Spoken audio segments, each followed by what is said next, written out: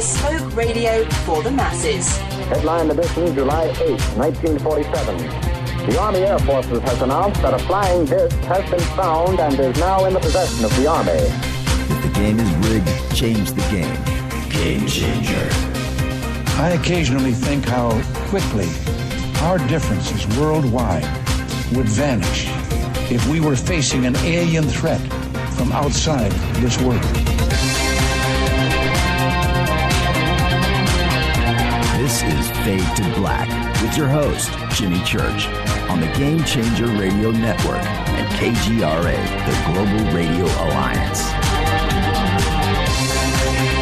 I need your help to get to the year 1985. You're listening to Fade to Black with Jimmy Church on the Game Changer Network.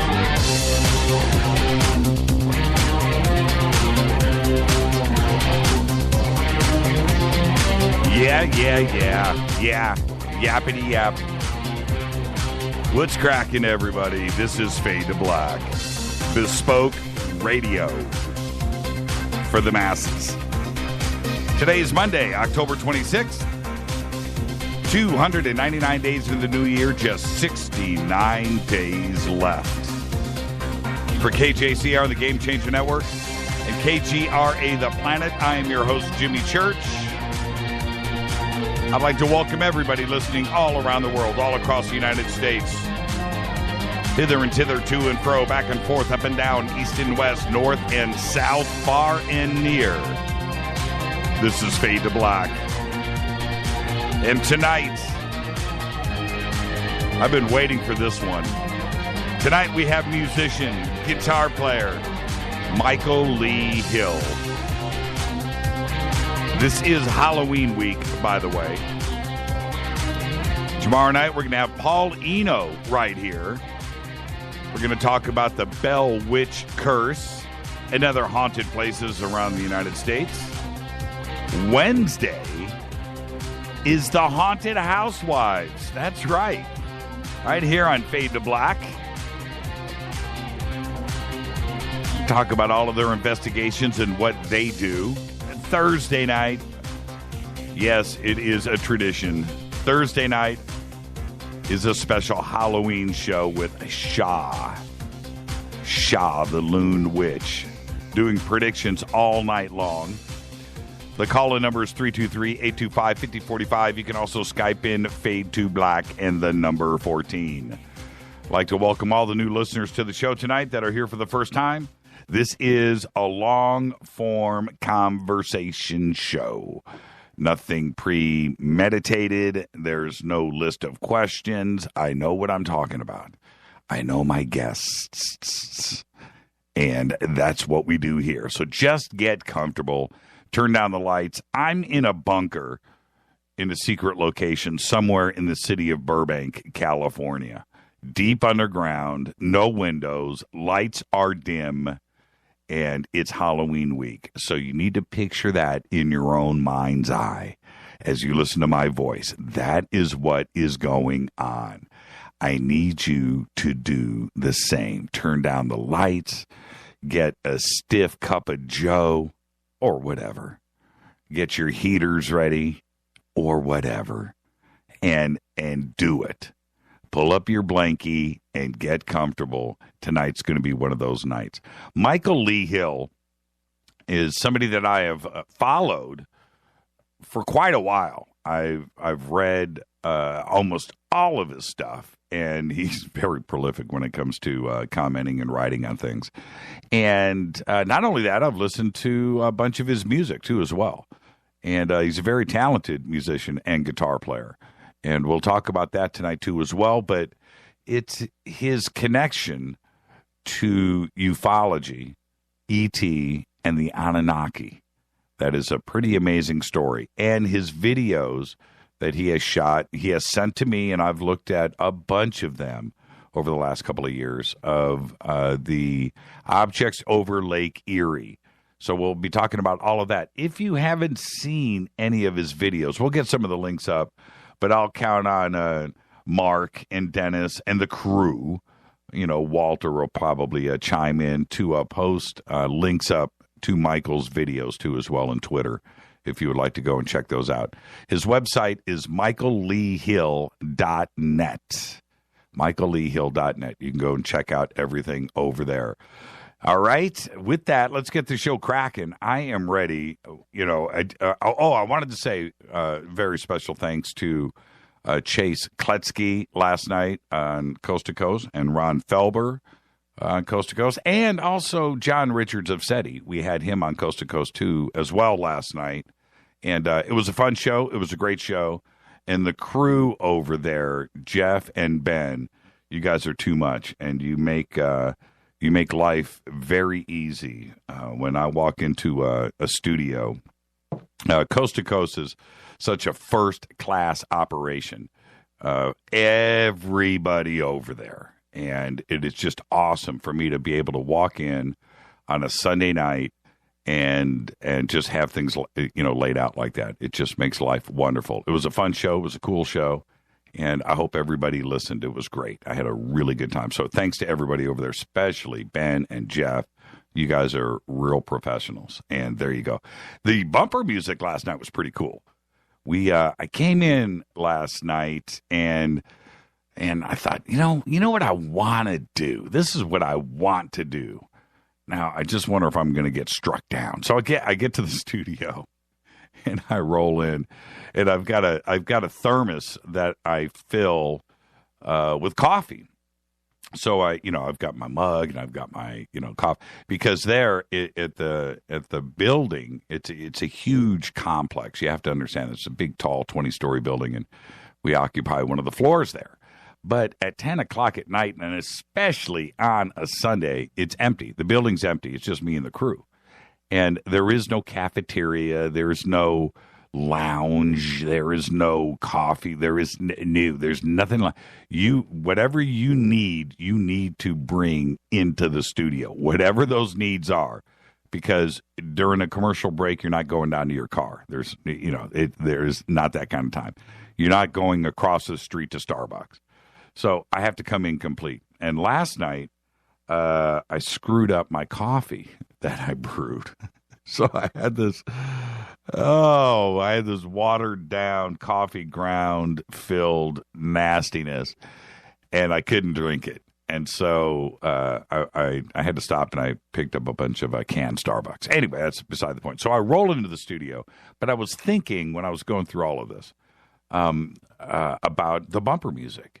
And I had this idea, and I was just hoping I wasn't going to get struck down. And the idea was to play, to see if they would let me do the Donnie Darko soundtrack, right? I was thinking, man, that would be just so cool. So I go in, and I said, hey, Jeff, Ben, what do you guys think?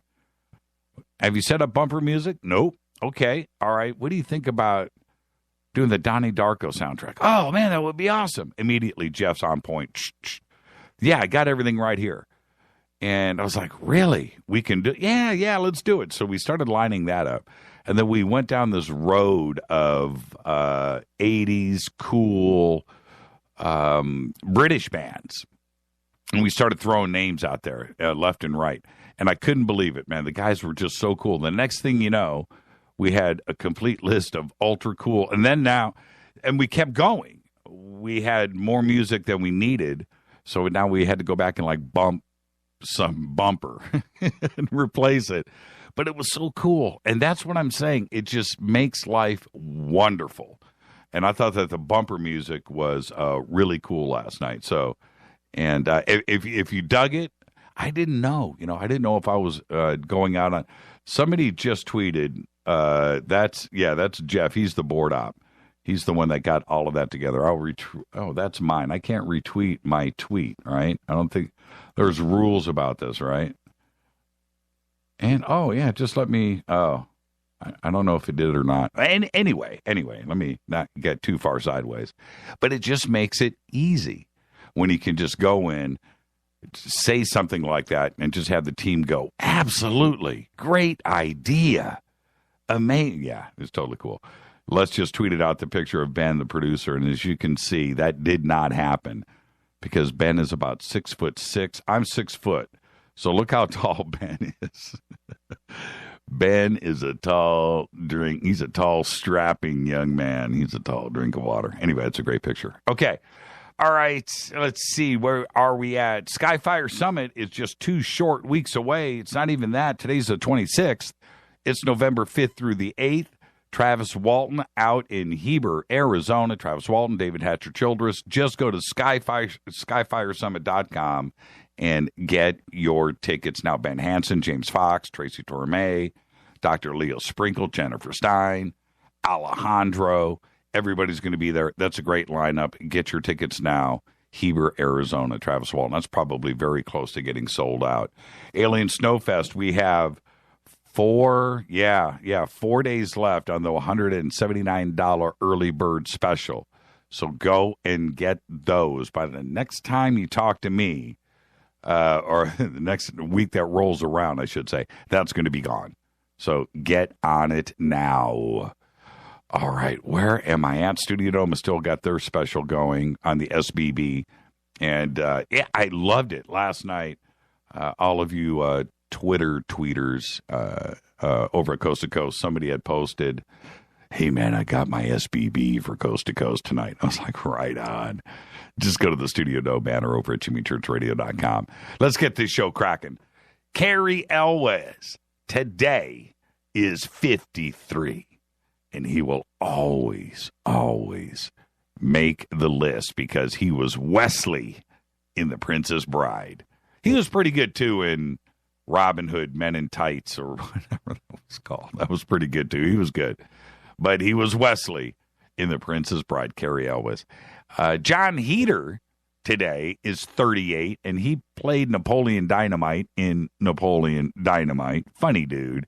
He was in that ice skating movie, too, whatever that was called. Seth MacFarlane today is 42. And I must confess, I arrived late on the Family Guy bandwagon. But Rita and I have been watching Family Guy lately and wondering why and how we missed the genius of that show. Also today, Bootsy Collins is 64. Unbelievable. 64. What was that song? Flashlight, Parliament, Funkadelic. Man, that's 40 years ago. And they had the whole UFO that landed on the stage with the lights and it opened up. Way ahead of its time. Bootsy Collins, happy birthday. This is Fade to Black. I'm your host, Jimmy Church. Tonight, Michael Lee Hill is right here. I'll be back with all of the news that you know nothing about right after this. I'll be right back.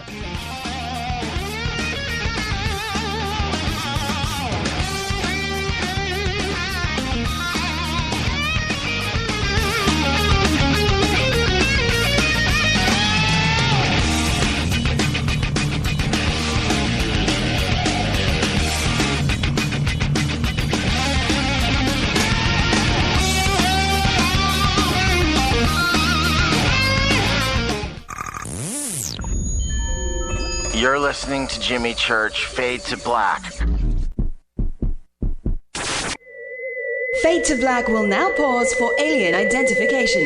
The station that talks the net. KGRA Radio. What's up, revolutionaries? It's me, Jimmy Church. Do you have an IRS or state tax issue? Well, I did, and I called national tax experts. My problems were fixed, done, fini, and man, I gotta tell you, it was a relief. National Tax Experts are a recognized tax office that services clients in all 50 states. It doesn't matter where you live. Give them a call. I'm telling you, they take the time to understand each and every client's individual financial status as well as their financial goals. And that's exactly what you need, my brother, when you're taking on the evil 3-letter. So, seriously, give them a call today at 1-877-909-5444. Again, 1-877-909-5444. Or go check out their website, www.nattaxexperts.com. That's NATTAXEXPERTS.com. Tell them Jimmy sent you.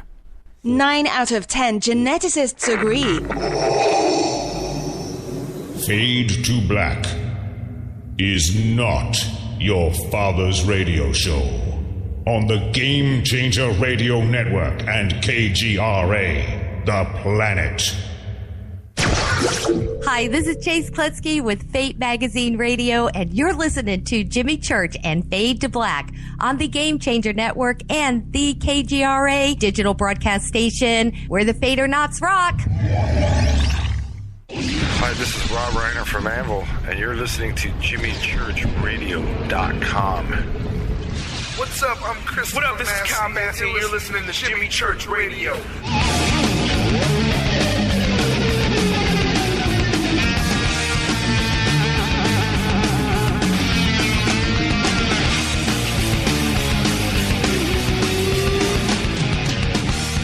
Welcome back. It is Halloween week. Halloween's turned into like this. It's like 2 weeks long now. I don't know what happened about 10 years ago, but now, the Halloween parties kick off and they go on for 2 straight weeks. Might as well just change it. Just make it a 2-week holiday. I'm down for that. And we're doing it all week long this week. Tonight, we have musician, guitar player Michael Lee Hill. Tomorrow night, Paul Eno and the Bell Witch Curse. And if you're not familiar with the Bell Witch and the curse and when and how and where that happened, that was the first poltergeist haunted house situation like ever, certainly in the United States. And it happened in the early part of the 1800s. And I believe one of the presidents, who was ever president at that time, he went to the house to check it out. And when he left the next morning, he said, I forget who it was, but my memory says he left the house and said, dude, I ain't ever coming back. I'm not man enough to mess with what is going on in this house. And that is no joke. We're going to be doing that tomorrow night. Wednesday, the Haunted Housewives are here, and Teresa and Kathy, and we're going to be talking about the most haunted places and the most haunted places that they have been. That's what they do. That is Wednesday night. Thursday night, right here, Shah, the Loon Witch. Last year, if you remember, Shah came on the show, and we did about, let's see here, if we do one every 3 minutes, that's 20. We probably did 50 or 60 readings that night. She is amazing, and a lot of it caught us completely by. It was just amazing. She is the best. That is Thursday night, a tradition here on Fade to Black. Shah will be with us for Halloween. Cannot wait. With that, let's get this show cracking. We got a great week. I am so fired up. That's why I like Mondays. Today, on this day in history, in 1881, it happened. I talk about it all the time on this show. And you know why. It was the Earps shooting it out at the OK Corral in Tombstone, Arizona. On this day in 1881, 3 guys died. 3 guys were left fairly wounded. And it happened on this day, 1881, the shootout at the OK Corral. Fader fact. Listen to this. You need to remember this for tomorrow morning. Okay, so just listen to this. If you put Mount Everest on the seafloor, okay, you put Mount Everest on the seafloor next to Hawaii's Mauna Kea, right? Mount Everest would be less than 10,000 feet above sea level. Think about that. That's insane.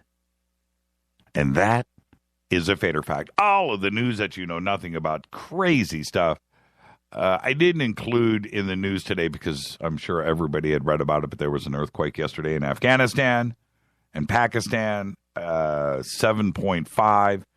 Deep down. I think it was almost 200 miles, I think, under the Earth's surface, deep down. It would have been much worse.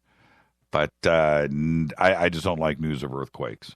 I just don't. And now that I've got my... Oh, did you guys see? Thank you, Rick. I just posted up before the show for my birthday, Rick Sinnott sent me a Ouija board coffee mug. And, man, this thing is smoking.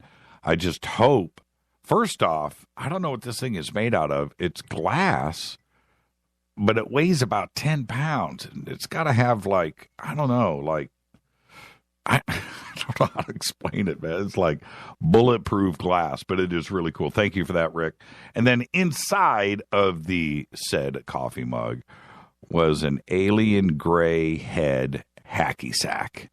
And that is really cool. That will sit on the desk forever. I'll take a picture of that on the next break. All right, all the news that you know nothing about. German Chancellor Angela Merkel may not be the only high-ranking leader from that country to be spied on by the NSA. According to a report published over the weekend, German authorities are investigating whether the head of the German Federal Chancellery had his laptop infected with Region.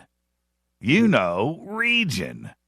That sophisticated malware program that has been linked to the NSA. And, of course, you know, the British counterpart, the Government Communications Headquarters.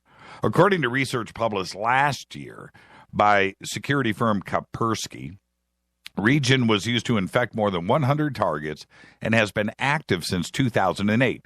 Kaspersky Lab researchers went on to say that the targets included Belgacom, the partly state-owned Belgian telecom company, Jean-Jacques Kater, a prominent Belgian cryptographer. Documents leaked by former NSA subcontractor Ed Snowden have further linked Region to the NSA, specifically to an NSA attack tool dubbed QWERTY. According to the German magazine Der Spiegel, QWERTY is a key logging plugin that's part of a much larger framework described in a Snowden leaked document as Warrior Pride. The takeaway here is that Region and Warrior Pride are the same thing. Somebody has got some splaining to do. 2 more documents from CIA Director John Brennan's private email have been released by WikiLeaks over the weekend. While Brennan worked for the CIA between 1980 and 2005, all of the documents in the cache that have been released date to 2008, when he was running a private intelligence company, write this down, called The Analysis Corp, or TAC, T-A-C, The Analysis Corp. Sounds spooky. In 2008, Brennan donated to Barack Obama's campaign, which hired TAC, The Analysis Corp, as a security advisor. One of the documents in Monday's release is an October 2008 dossier on Supervisory Special Agent Donovan J. Leighton, listed as a Federal Bureau of Investigation's program manager for the Arabian Peninsula. Leighton later used his FBI experience for a gig with Lockheed Martin. There is nothing to explain why his dossier and biography ended up in Brennan's personal email, though. Another document is a list of 22 people that belong to what WikiLeaks referred to as a currently unidentified group. Closer look at the names suggests that the list might have been tracking prospects for the presidential transition team, which was being assembled by Brennan, who is a security advisor, right, as part of TAC's contract with the Obama campaign. That list includes contact phone numbers, email addresses, places of employment, security clearance information, and sensitive information like Social Security numbers and birth dates. Man, WikiLeaks ain't right. That just ain't right. The world's oldest known alphabet primer, you know, A, B, C, D, E, F, G, that was found in a list of ancient Egyptian words inscribed on a shard of pottery from the 15th century BC. Yes, it's called Astrakhan. The flake of limestone was unearthed near Luxor over 20 years ago. British Egyptologist Nigel Strudwick found it as he excavated the Theban tomb 99, which was the burial of Senefri. You know, that guy, an 18th dynasty official who lived under the reign of Thutmose III. It contains an incomplete list of words written in a cursive script used in ancient Egypt for some 3,000 years. But it is indeed, apparently, the first reference of the ABCs. The U.S. Navy plans to send a destroyer, here we go, within 12 miles of Chinese man-made islands in the South China Sea within the next 24 hours. It may happen during this show tonight. This was first reported by Reuters earlier today. The ship could make the pass as soon as this evening, barring any unforeseen circumstances. A U.S. military source has said there will be air cover as well as reconnaissance craft in the air flying international airspace. Now, the aircraft will watch the ship. Now, we're talking about, an armed escort. And it's going to be there to protect the ship, reconnaissance to record and deal with any problems. The Chinese have not been informed, but they listen to this show, so they know now. The source said, adding that no trouble is expected. What are you doing poking a stick in the eye of a bear? It's just not a good idea. This news was released today, made headlines all around the world. The WHO, the World Health Organization, said today that eating processed meat such as sausages, ham, and bacon cause cancer, while unprocessed red meat may also be carcinogenic. Now, this is the famous case where you just take the story and flip it over 180 degrees, right? Check this out. The WHO's Cancer Research Unit now classifies processed meat as carcinogenic to humans based on evidence from hundreds of studies and linked it specifically to colon cancer. The report outlined that simply eating 50 grams of processed meat each day, the equivalent of 2 slices of ham, can increase the risk of cancer by 18%. And then they go on to say, the risks are relatively small to begin with. Yeah. The organization defines processed meat as any type of meat which is salted, cured, or smoked to enhance its flavor or to preserve it. Processed meat generally contains pork or beef, but may also contain poultry. The point is, the headline says, processed meat, bacon causes cancer. That's the headline. And you're thinking, what? And you read it, and it's And not only that, they didn't do any actual research. All they did was compile a bunch of stuff off the internet. That's what they did. I'm not making this up. That's all that they did. But they go and they do a press release like this. Now, the meat industry will respond in kind tomorrow. The WHO causes cancer. This is Fade to Black. I'm your host, Jimmy Church. When I come back after this short break, we will be joined by Michael Lee Hill, guitar player, musician, Anunnaki. I'm your host, Jimmy Church. This is Fade to Black. Follow us on Twitter right now at JChurchRadio. Email is jimmy@jimmychurchradio.com. Thank you, Rick, for the mug. For the Ouija mug. What is this going to do to my house tonight? I just got to know. I'll be back right after this.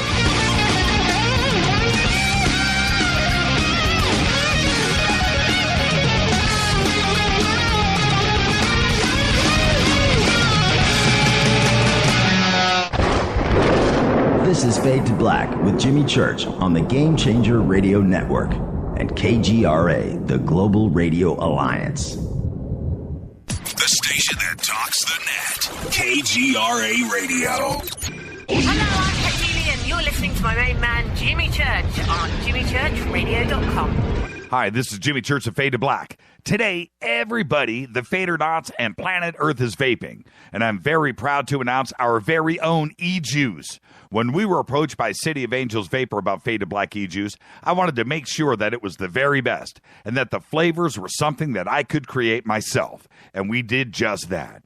Introducing Fade to Black Fader Loops. This will take you right back to Saturday morning cartoons and your favorite bowl of Fruity Loopy cereal. Just click on the banner or go to www.coavapor.com. Enter the promo code JimmyLive. That's Jimmy, L-I-V-E, for the Fader Not Special. The website, coavapor.com. Go Beckley Teppy. Hi, this is Ray Hobbs here, repping the planet, and you're listening to my good friend, Jimmy Church, Fade to Black, on the Game Changer Network and the KGRA digital broadcast station. Imagine no longer being tied down to your computer, but having the freedom to take live talk radio with you anywhere you go. TalkStream Live introduces our first ever iPhone application. The talk shows you follow now follow you. And your iPhone is now the fastest and easiest way to stay connected to the best talk radio on the internet. Let TalkStream Live transform the way you listen to radio. Listen to live talk shows 24 hours a day, 7 days a week. Mobile talk radio from TalkStream Live. Now available in the iTunes App Store. This is Toby Kebbell. You're listening to JimmyChurchRadio.com. Don't hurt me, Jimmy. I'm only little. Hey, I'm Adrian Grenier. And this is Ari Gold. We're the Honey Brothers. Yes. We are of the Honey Brothers. Hey, I'm Adrian Grenier. And I'm Ari Gold. We're the Honey Brothers. And you're listening to Jimmy Church. The Revolution. All right, you Fader Knots. Studio Dome has done it once again. A new Studio Dome Fader Knot special. Introducing the Studio Dome Boom Box Bluetooth speaker. It's got a rear-firing bass film subwoofer and dual 52mm main speakers. You'll never listen to your tablet or cell phone speakers again. Just click on the Studio Dome banner, use the promo code Jimmy, and you'll get the SBB for $49 and free shipping. And get a Buddy 4-port USB charger for free. That's a $19.99 value right there. And they'll throw in a Buddy in the box. It's the best deal on the net anywhere. Just go to JimmyChurchRadio.com, click on the Studio Dome banner, enter the promo code Jimmy. Go Beckley Teppy. This is Micah Hanks of the Gralien Report, and you're listening to Jimmy Church on Fade to Black, across the globe on the Game Changer Radio Network and the one and only KGRA Radio, The Planet.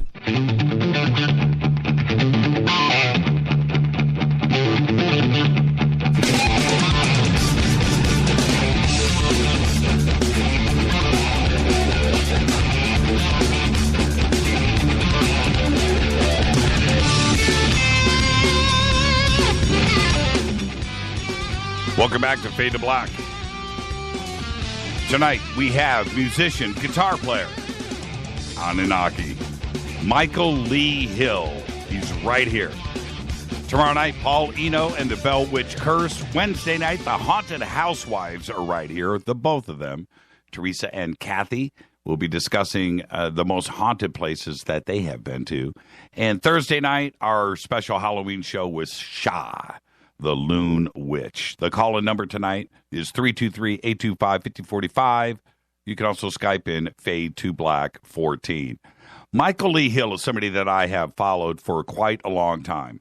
And I have read so much stuff and watched his videos. I am completely intrigued and impressed. And so tonight, it's been a long time putting together. We finally got him on the show. He will be with us in just a short bit. Michael Lee Hill is an award-winning musician, filmographer, and UFO experiencer in his home state of Ohio. Michael has been cataloging video after video of UFOs over Lake Erie. I have seen them myself. We have posted a few in Twitter tonight. Michael's Lake Erie UFO footage has been featured on the Discovery Channel, Fox News, MSNBC, CBS News, Coast to Coast AM, Rents, and HBCCUFO.org. And in the feature film, UFOs Unplugged with Dan Aykroyd, that is the film by David Sarita. And Michael's most recently been featured on History Channel's UFO Hunters. His website is michaelleehill.net. I would like to welcome to Fade to Black for the first time. It's about time. Michael Lee Hill. Michael, how are you tonight, brother? I am doing fantastic. How you doing, Jimmy? You know, I'm fantastic. Thank you for that. Michael, you know, you've got a lot of fans out there. And when the word started to get out that you were going to be on the show, it was amazing to me, and I know you got the same response. It's about time, right? But indeed, man, it's all good. Well, what they don't know is you and I have been talking for a while, trying to get this put together, and the stars and the moon aligned. And then when I just want to let your fans know that this wasn't some last minute thing. We were reaching out to you, but you were on vacation.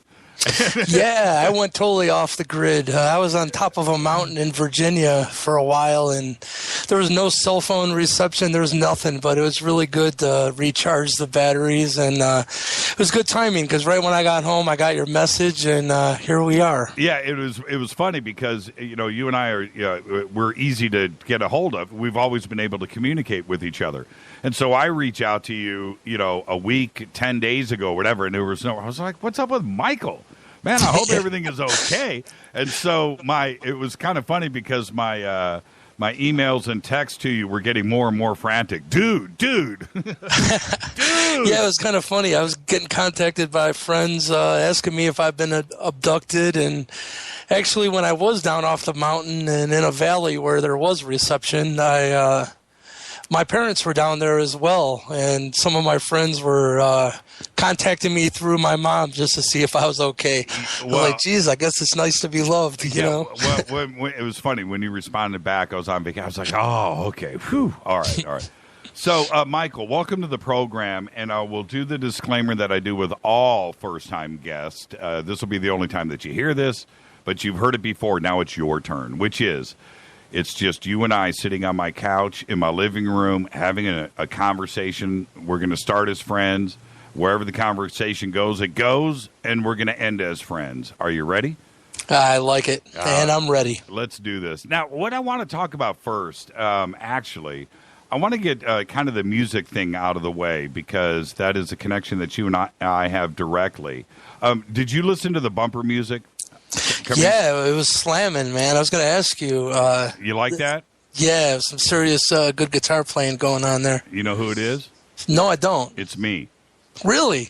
Well, No, holy shit. Excuse my language. No, it's not me. That's awesome, man. You're a fantastic player. No, that's Doug Aldrich. I was going to say, wow, it's all good regardless. But, yeah, Doug was in Whitesnake, wasn't he? Yeah, he was in Whitesnake. He was in Dio. He was in Bad Moon Rising, Burning Rain. My favorite band that he was in, the Dio stuff was great. I participated in that somewhat. And the Whitesnake stuff and the Burning Rain, I helped produce that stuff too. But going back, his best stuff to me was back in the 80s that he was in a hair band called Lion. And that first album, that first Lion record, oh, man. And it's true big hair and spandex, it's all of that, man, Aquanet, Sunset Strip. But the album itself stands on its own. It's very timeless. So, he's doing good. He's on tour right now with Glenn Hughes. He's playing in Glenn Hughes' band. Oh, right on. Yeah. Very cool. Yeah, very cool. Good for Doug. So anyway, you're a player, and I dig your style. It's kind of all over the place in that you've got your jazz, you've got your rock, you've got your guitar histrionics in there, and you've got a lot of different flavors and influences. What would you call your style of playing? Oh, wow. Maybe space hippie. I don't know. Music has been such an important part of my life. And, I just was really inspired by some of the classic rock artists, like Billy Gibbons. Sure. Into Eddie Van Halen. When I heard Eddie, I was just sold, and some of my people that were true inspirations to me, I've had the honor of actually gotten to meet and play with some of them. Later on in life, what had happened was I worked for this company called Ardac Money Controls and got myself into management, and because of a tragedy in my life, I just hit a wall mentally, and I asked for some answers. I said to the universe, if there's anyone out there or in here, you need to speak up. Because what had happened was my aunt was murdered while living with my parents. She was going through a divorce. And instead of just getting answers, what I got was a intense yearning for knowledge and to read. And I started being guided to beds of spiritual information. And the one that changed my life was called The Seth Material, which was by Jane Roberts. Yes. And I just soaked that stuff up, and I started to understand some of the concepts of how our own mental energy creates our physical experience. And I looked forward in my life, and I thought, if I'm 60 years old and I'm a manager here making really good money in that time, it was just the darkest feeling in my soul. I'm like, I would rather play music in a old bar and like barely keep a roof over my head than follow that other path. So I put myself on a layoff list because, it was a weird situation. I got them a postal contract service, which was, you can imagine every post office in the United States had one of this company's dollar bill changers in it. And at that point, I loved my job, but bigger companies seen the profit margin. They came in, laid everybody off. And I was thinking, what the hell kind of moral is that these people work their ass off, to make this project work, and everyone got laid off. So, with this happening, plus my coming across this spiritual bed of information, which is pretty much love or fear, right? Whatever you focus your attention on is what you're going to experience.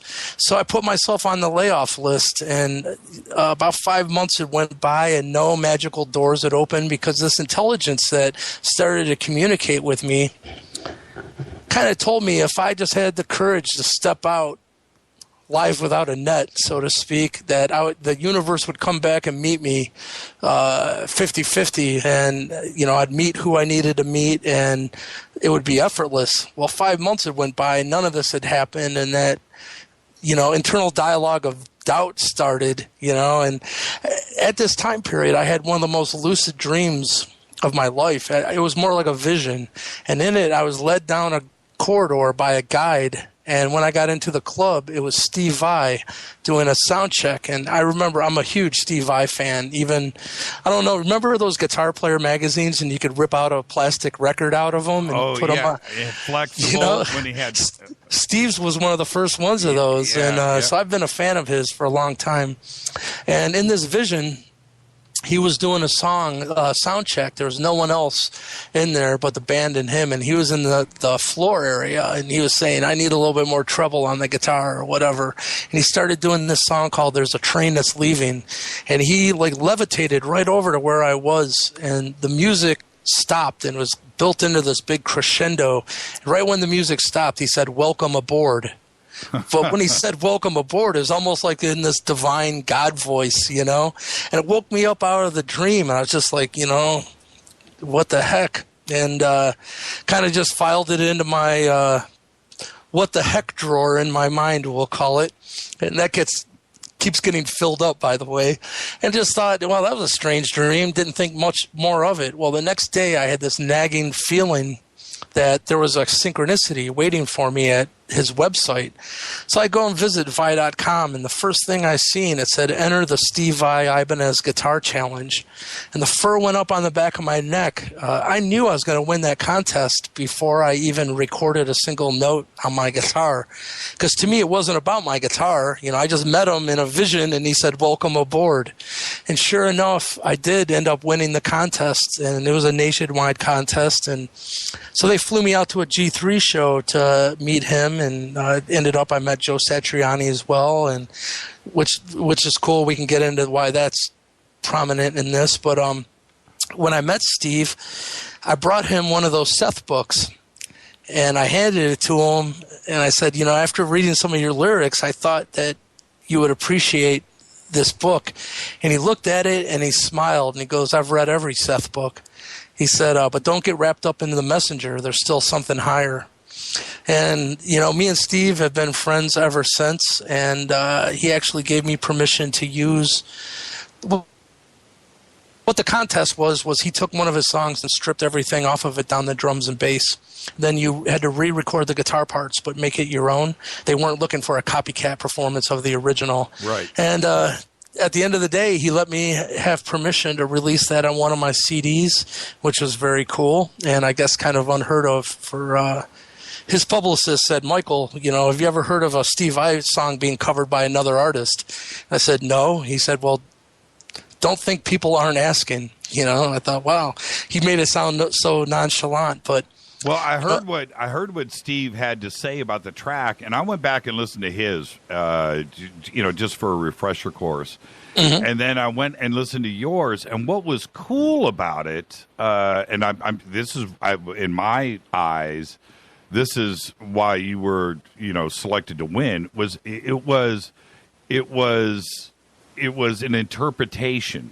You know what I mean? It was completely un-Vi, and that I know he tripped because what he got. He got one submission after another. People trying to be Steve Vai. And could you imagine having to sit there and listen? Now, I'm not saying that those weren't great players. I'm sure they were all, good and they were bringing forth their best. But he was hearing himself. And then your track comes along, and it was un-Vi. Is that the right way to put it? Yeah, I guess, first of all, to play like Steve Vai, man, he's a freak of nature. So I've often considered myself more along the lines of if you mix Jimi Hendrix and Joe Walsh with Eddie Van Halen or something, Right. It's more from that school of playing. And the other thing that's really cool about this is Steve is full on into ufology. So is Satriani. I'm trying to think of Surfing with the Alien, right? That album. Right on. And then Alien Love Secrets by Vi, which is still I went and got his book, the tab book on for Alien Love Secrets, and I spent weeks and maybe months learning that entire album. But he is fully immersed into that as well. Did you get a chance to talk UFOs with Steve? Yeah, actually, that's about all we talked about was more, the spiritual end of things. And he's truly, the elusive light and sound, everything that a lot of his, his production company and stuff is all around light and sound. And actually some of his albums are based around the same concept. He's one of the most enlightened people that I've ever met, and I feel just honored that I got to meet him like that. And I'll tell you what, too, I was so nervous to meet him, like I was being led to meet Lestat or something, Right. And he was one of the sweetest guys. The first thing he asked me was, "Are you hungry? Are you thirsty? Do you need anything?" And I was just, "No, man, I'm cool." I was like kind of pinching myself. Like, am I being punked or something? But the craziest stuff kind of unfolded from that because you mentioned Joe Satriani. I think a lot of people know, but Joe and Steve are like great friends. And at the time he was working with Peavey, and he had a Joe Satriani line of guitar amplifiers out. And before I knew it, I was offered Satriani amp endorsement deal. So they sent me to the NAMM show in LA. And when we were there, I went with David Sarita because we were working on this new mini-series documentary that was released called From Here to Andromeda. Yes. And so we're talking to Joe, and here Joe Satriani ends up being a big David Sarita fan and had seen the case for NASA UFOs. So David's like, "Well, we're filming for a new documentary right now. Would you like to be in it?" He's like, "Sure. Meet me in the press room after we get done talking here." So the next thing I know, I'm holding up the shotgun mic, like filming Joe Satriani again. I'm just going, this is some kind of weird dream, man. Talking about people think meeting extraterrestrials are weird. Meeting my heroes like that was probably more unbelievable to me, because these were my heroes growing up. And then that led to, one of my biggest inspirations ever as being a musician was a gentleman named Dan Reed. Yes. And from the Dan Reed Network. Yep. Oh, man, you're dropping a good one right there. That's, Dan Reed Network. For everybody else in the Midwest, Dan Reed Network was the cat. And that's all I have to say. I mean, the dude. Right on, man. Well, you'll appreciate this because it gets into everything that we're talking about. But, during the 90s, he just disappeared. And to me, it was like Sting disappeared or something. It's like, hey, what happened to Dan Reed, Right. Here, he was hand-selected by Mick Jagger to open 60 shows for the Rolling Stones. And he said he kind of had this illusion that when you had that kind of success and money that, all your problems went away. And he said he learned that wasn't the case. And simultaneously, he got the gig to go interview the Dalai Lama for Spin Magazine. And he said here he met love. He met this guy that lost everything but still just emitted nothing but love. So he dropped off of the face of the planet, moved into a Tibetan monastery, and lived with the monks for a while. And so in 2009, he came out of his kind of spiritual pilgrimage and started performing music for the first time. Well, a dear friend of mine knew I was a really big Dan Reed Network fan, so she got us tickets to the Pittsburgh show, which was a 3-hour drive for me. I live in Cleveland, but he wasn't playing in Cleveland. So make a long story short, after the show, I went up and offered him, buy him a drink, and just said, listen, man, I'm a huge fan. And so he asked me if I knew of any place to get a hotel room. He hadn't got a hotel room yet. I said, well, me and my lady friend here, we're in the hotel right next door, and you're more than welcome. So before I knew it, he was staying with us in my hotel room, gave us a private concert back in the room. But where this gets strange is not a lot of people would know this, but Dan is an Arcturian contactee as well. And so about 3 o'clock in the morning, we decided to find a place to go eat, and we're walking along this street, like couple blocks to this Cambodian food place that was open 24/7. And just out of nowhere, Dan says, Michael, you have the bloodline. Is right. Okay. And I was like, well, yeah, because at this time I didn't know much about it because the History Channel, which we'll backtrack, but that was in 2008 that I was on the History Channel and they had my medical and blood work done, and it was revealed I didn't have normal human blood. And at this time, right after that is when I met the Anunnaki, but I still didn't know much about it. Then comes Dan Reed, and out of nowhere, he says, you have the bloodline. I said, well, I don't know much about it. He said, I know, but you will. He said, it's royal blood. And I said, well, I really don't know what that means. He said, I know, but, it'll come. And at this time, we got to the restaurant, and I said, Dan, how did you know about the blood anomaly issue? Did you see the History Channel show? And he said, no. And at this point, I'm really confused, how did you know? Right. And he said, Michael, it's not coincidence. You and I are talking. I am an Arcturian contactee, and I'm here to meet the ancients, as they awaken. And he told me he's here to form a council, which is all happening right now as we speak, which we can get into that later because it truly gets into who the Native American Indians are and who the true Nephilim bloodline is. And I want to set that straight because I hear so many researchers now that, in my mind, they're throwing the Anunnaki and the Nephilim under the bus and putting them into this negative connotation that they're the ones behind the Skull and Bones and the Illuminati and the New World Order, and they're the ones pulling all the strings. And so I got some stuff to share that there's a big missing part of the story. But so Dan and I have become like great friends, and like I said, he was one of my biggest inspirations, and I've begun playing. I've played guitar for him at the last 4 concerts he's done here in Cleveland, and he stays at my house, and I've been able to pick his brain about what the bloodline means, and I've learned so much from him, and we're like brothers now. You sent me a Dan Reed video too, didn't you? Yeah, and his new album, by the way, is called Transmission. Imagine that, right? But I highly suggest everyone to go check it out. Dan Reed Transmission. It's just fantastic. And the video on my YouTube, there's some stuff of me and him playing some shows together live as well.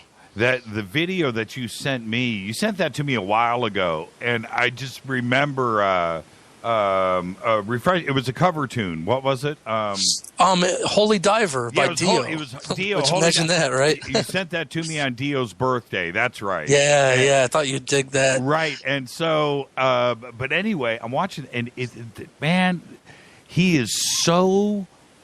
What's the word I want to use? Perfect? Is that the right word? Yeah, like perfect. Supernaturally perfect. Man, man. I've got the chance to just sit there and watch him play, in my living room, and he's never off. He's right. just always. A matter of fact, he's showing me how he played this one part, and I said, Dan, how did you come to be able to do that? Did you just sit and meditate and play that one riff for like hours? He's like, yep. All right, that explains it. And I was watching the video. Somebody should pull that up. It's got to be on YouTube. Dan Reed Project playing Holy Diver. Yeah, it's Dan Reed, Michael Lee Hill. Yeah, Holy Diver, and Michael Lee is off. He's house left, and gets to play the solo. Man, you get to play the solo at Holy Diver with Dan Reed. How cool is that, man? It's such a great video. It's so surreal. Last year I had a Halloween party, and Dan came and actually played my Halloween party. Which how freaking unbelievable is that? And I've been brought in by the Native American Indian elders, like all these chiefs. They do an event called the Star Knowledge Conference, and I've been brought in as I'm Iroquois Indian, and so I met this Shinto priest. His name was Hideo, and he came up for the Halloween party. So I got this 80-year-old Shinto priest chanting with Dan Reed playing guitar up there. It was just, again, like, what the hell's going on? This is crazy. So we're going to be up against a break here in 60 seconds. I want to go back to you guys are at this Cambodian restaurant. Mm-hmm. At any point, were you taken aback a little bit? Like, Dan, this is a bit too much, too quick right now. Yeah, what I asked him is, I said, "Who are you?" Right. Because I know he's Dan Reed, but obviously there's something more going on. Right. And he said, "Michael, I am of the highest of the Most High, who is here to meet and greet the ancients as they awaken and form the Council of 150. You're number 63." If it wasn't Dan Reed, would you have gotten up and walked away? No, at that point I had already met the Anunnaki, right. and had so many just weird synchronicities and weird things going on in my life that I guess it wouldn't have shocked me too much. But I mean, fair enough. But it's Dan Reed, like a Steve Vai or an Eddie Van Halen or whoever. The admiration side of it is there. But if it was somebody just coming up off of the street and come at you like that, you might not have stopped and listened. But I'm glad that you did. It just must have been as surreal as it gets. Yeah, actually, people wouldn't know this, but even on his new CD, there's a song called "There's a Fire in the Pyramid." And right before the album was released, I got an email from him, and he just said, "Michael, I want you to know that this song is about the council being burned alive in the pyramids," because he said we were the magician's class or the priest class of the pharaohs, and that truly it's this bloodline that we can get into. But let's hold it right there. We'll do that right after the break. Cool. This is Fade to Black tonight. Michael Lee Hill is with us. Musician, guitar player, Anunnaki. This is Fade to Black. More with Michael Lee Hill right after this short break. Stay with us.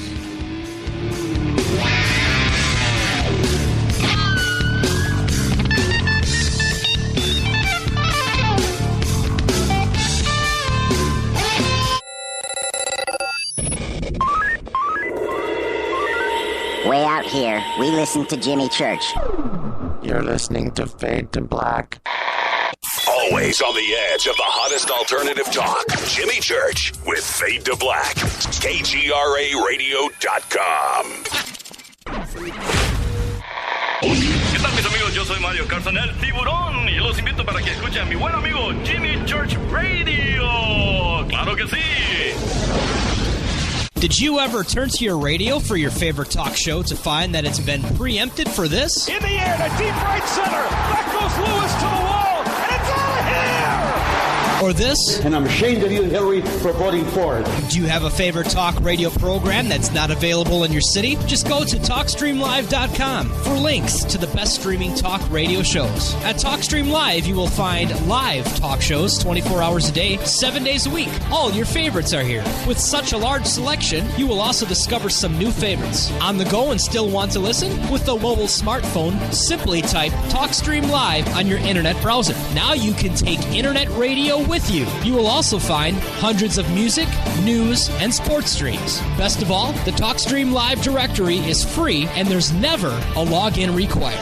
Remember TalkStreamLive.com, the fastest route between you and your favorite talk radio show. You are listening to Fade to Black with Jimmy Church on the Game Changer Network. Oi, oi, I'm Reese Evans. You're listening to Jimmy Church. This is Revolution. The revolution will not be televised. The revolution is on radio. Ciao.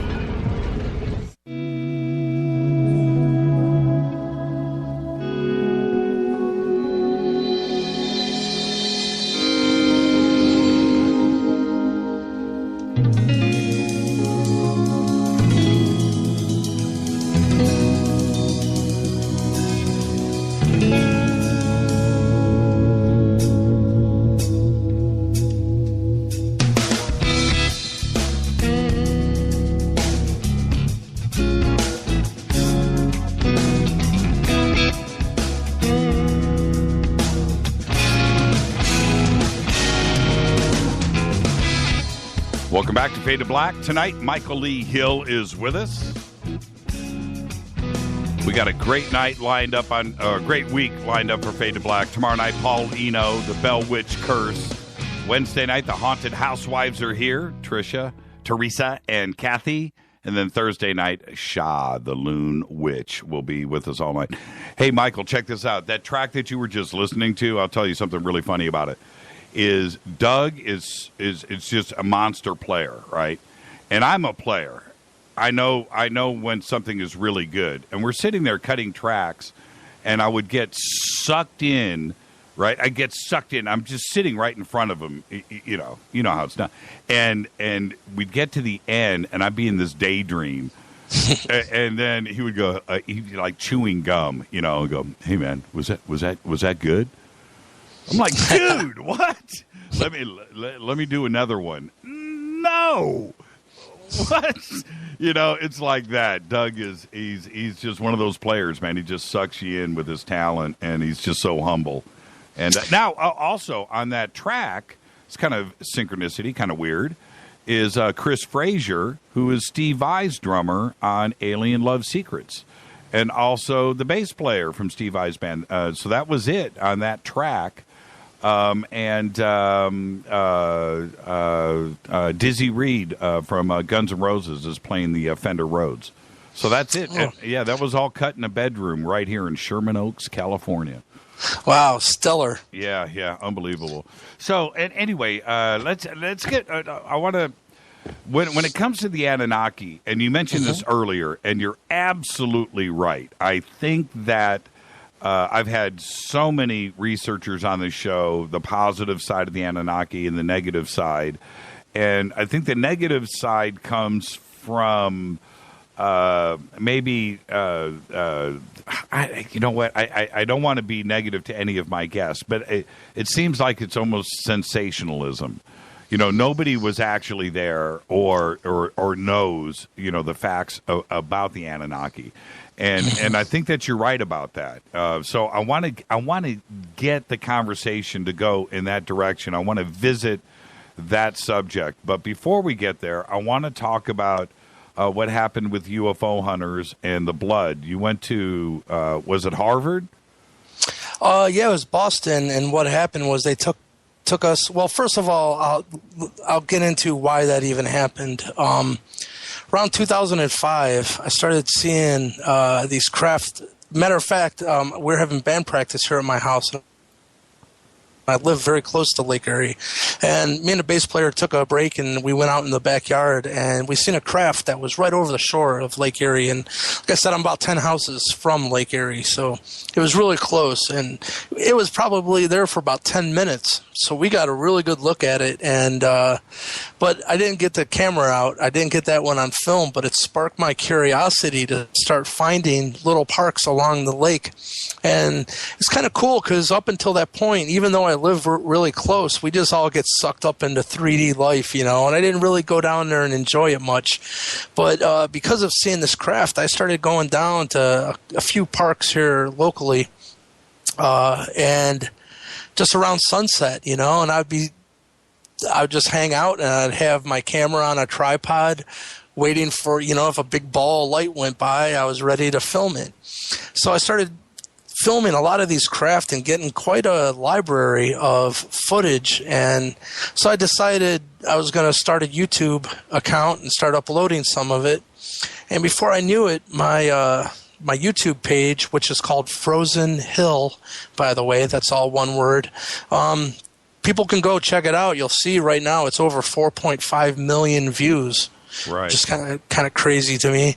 And that brought the History Channel to my door, but at first, all they were doing was doing a show on Skywatchers, and I was going to have like a 5-minute segment on the show. And what they didn't tell me was about 2 weeks prior to coming to Cleveland to interview me, they had interviewed another contactee. His name was Terrell Copeland.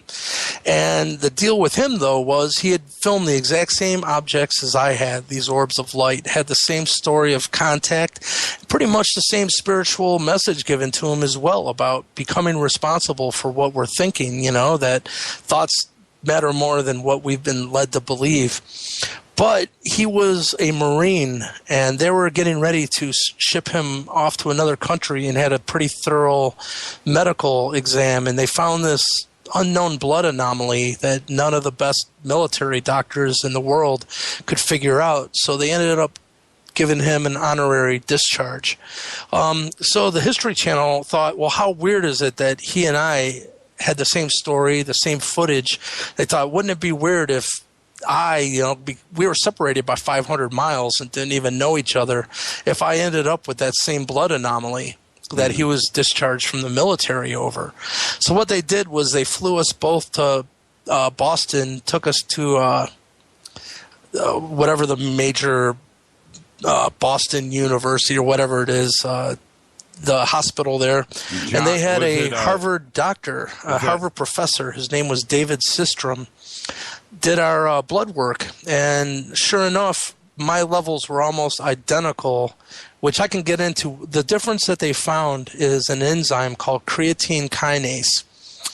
And creatine kinase is released by everyone's brains. The normal amounts are 25 parts per liter of blood.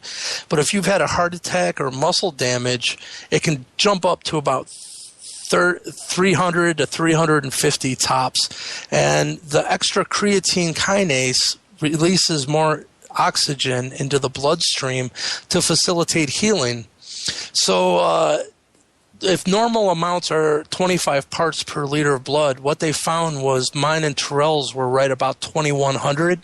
Whoa.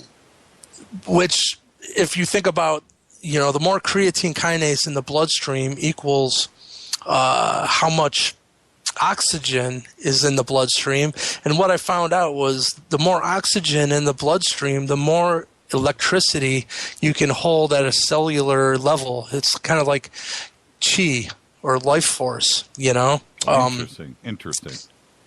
Yeah, so it was really interesting because the last day is when, they were doing the filming there at the hospital. And all this is on the show, by the way. If anyone wants to see it, it is available on YouTube, and it's called Alien Contact, and it's from the UFO Hunters Season 1. Okay.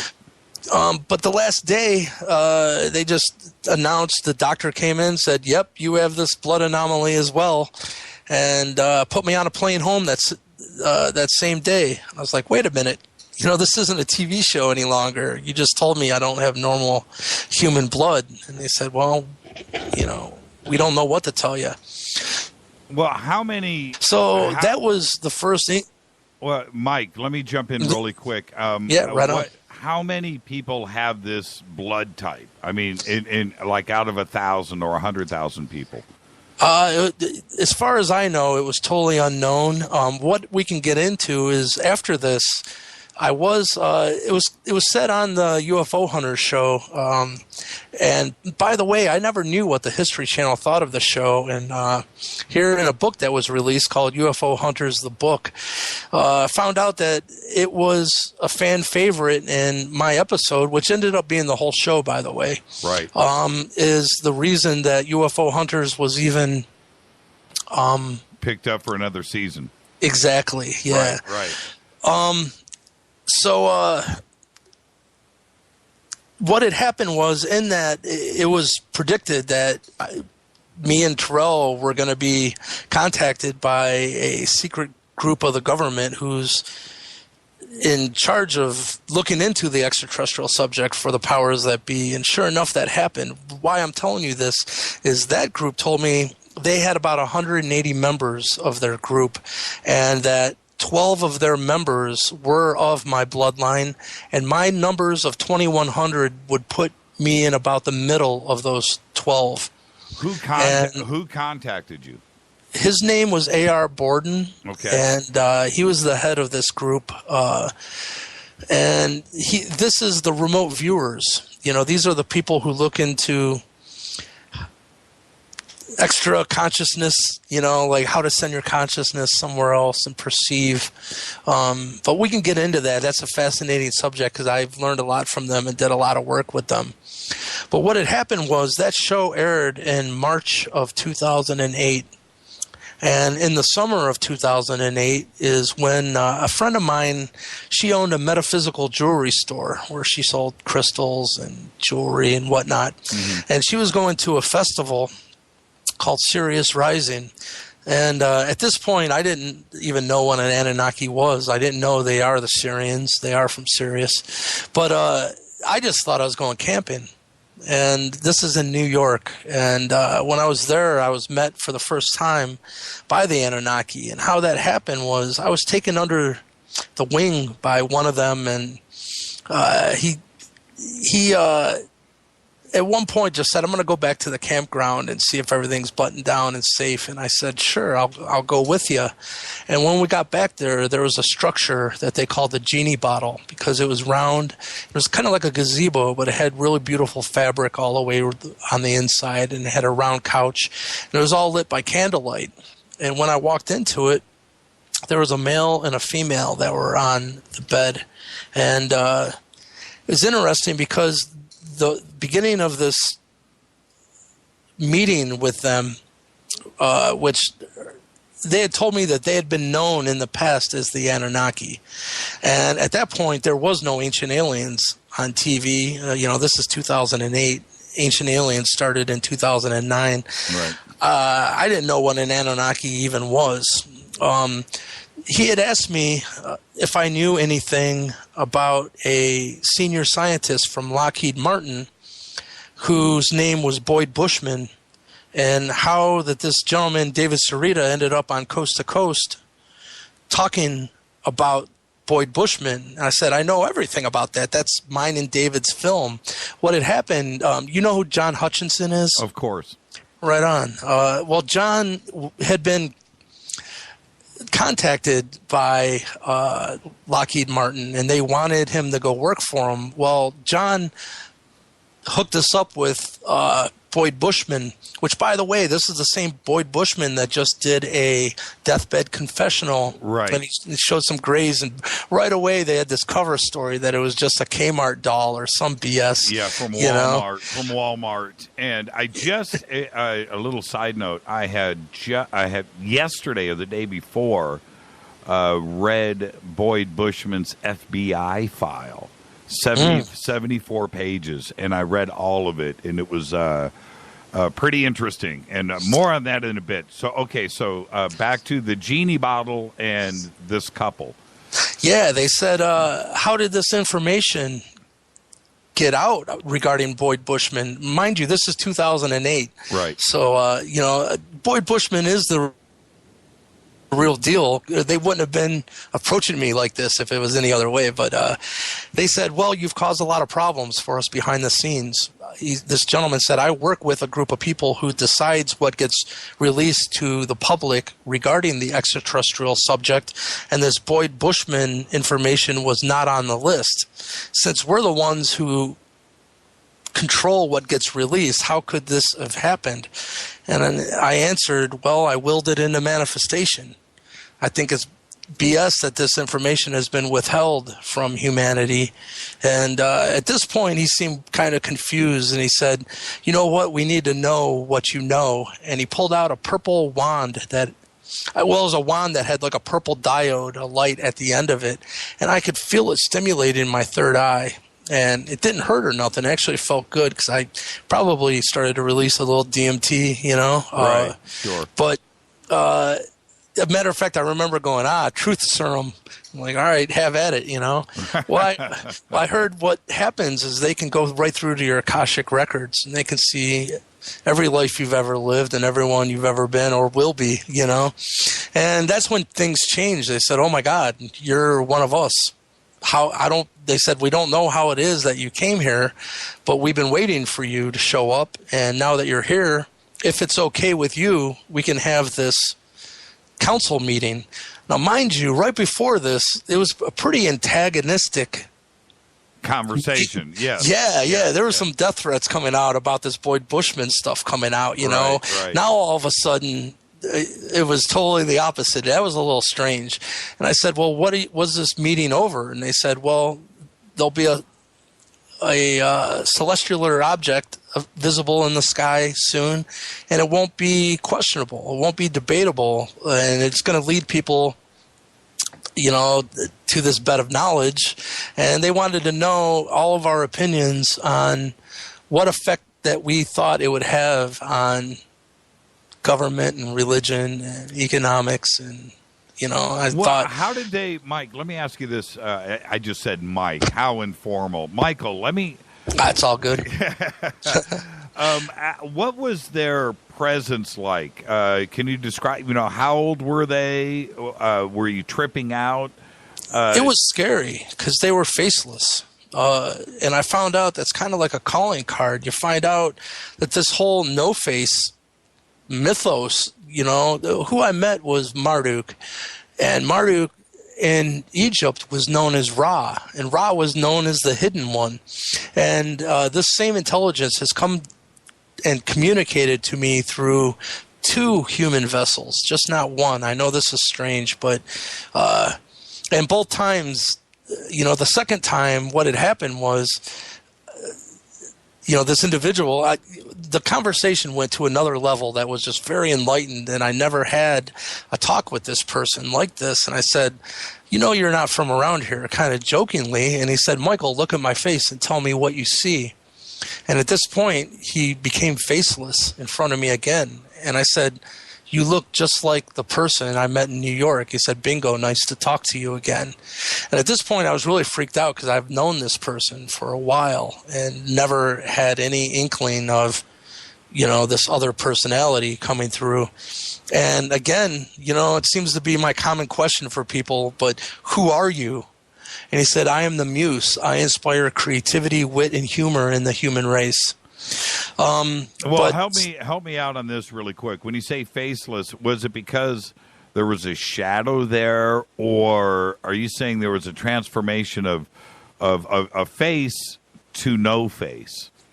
I can tell you what I've learned from.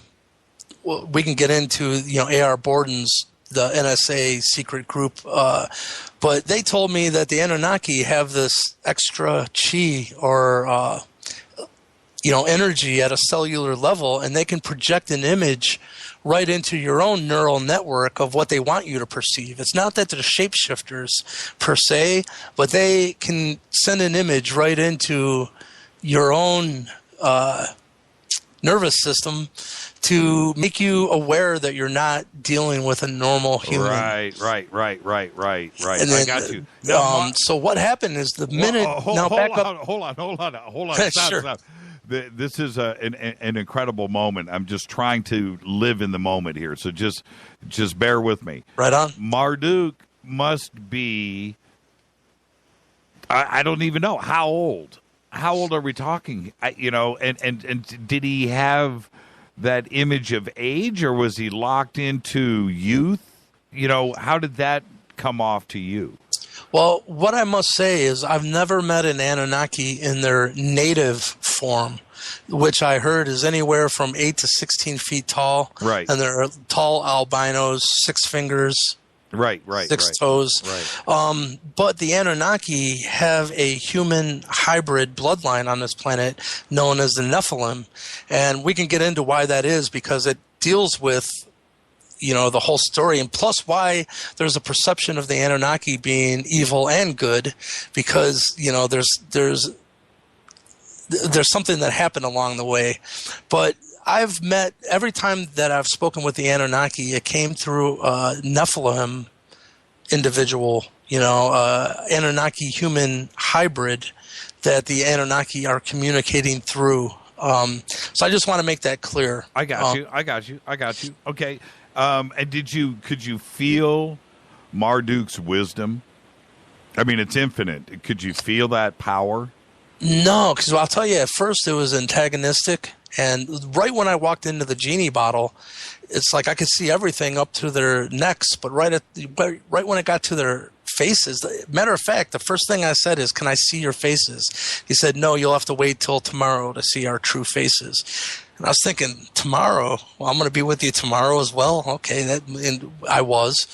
But they were high-ranking members from NASA, as it turned out. Both him and the female that was with him were both, I know their names and everything. I'm not going to put that out. But, they work for NASA.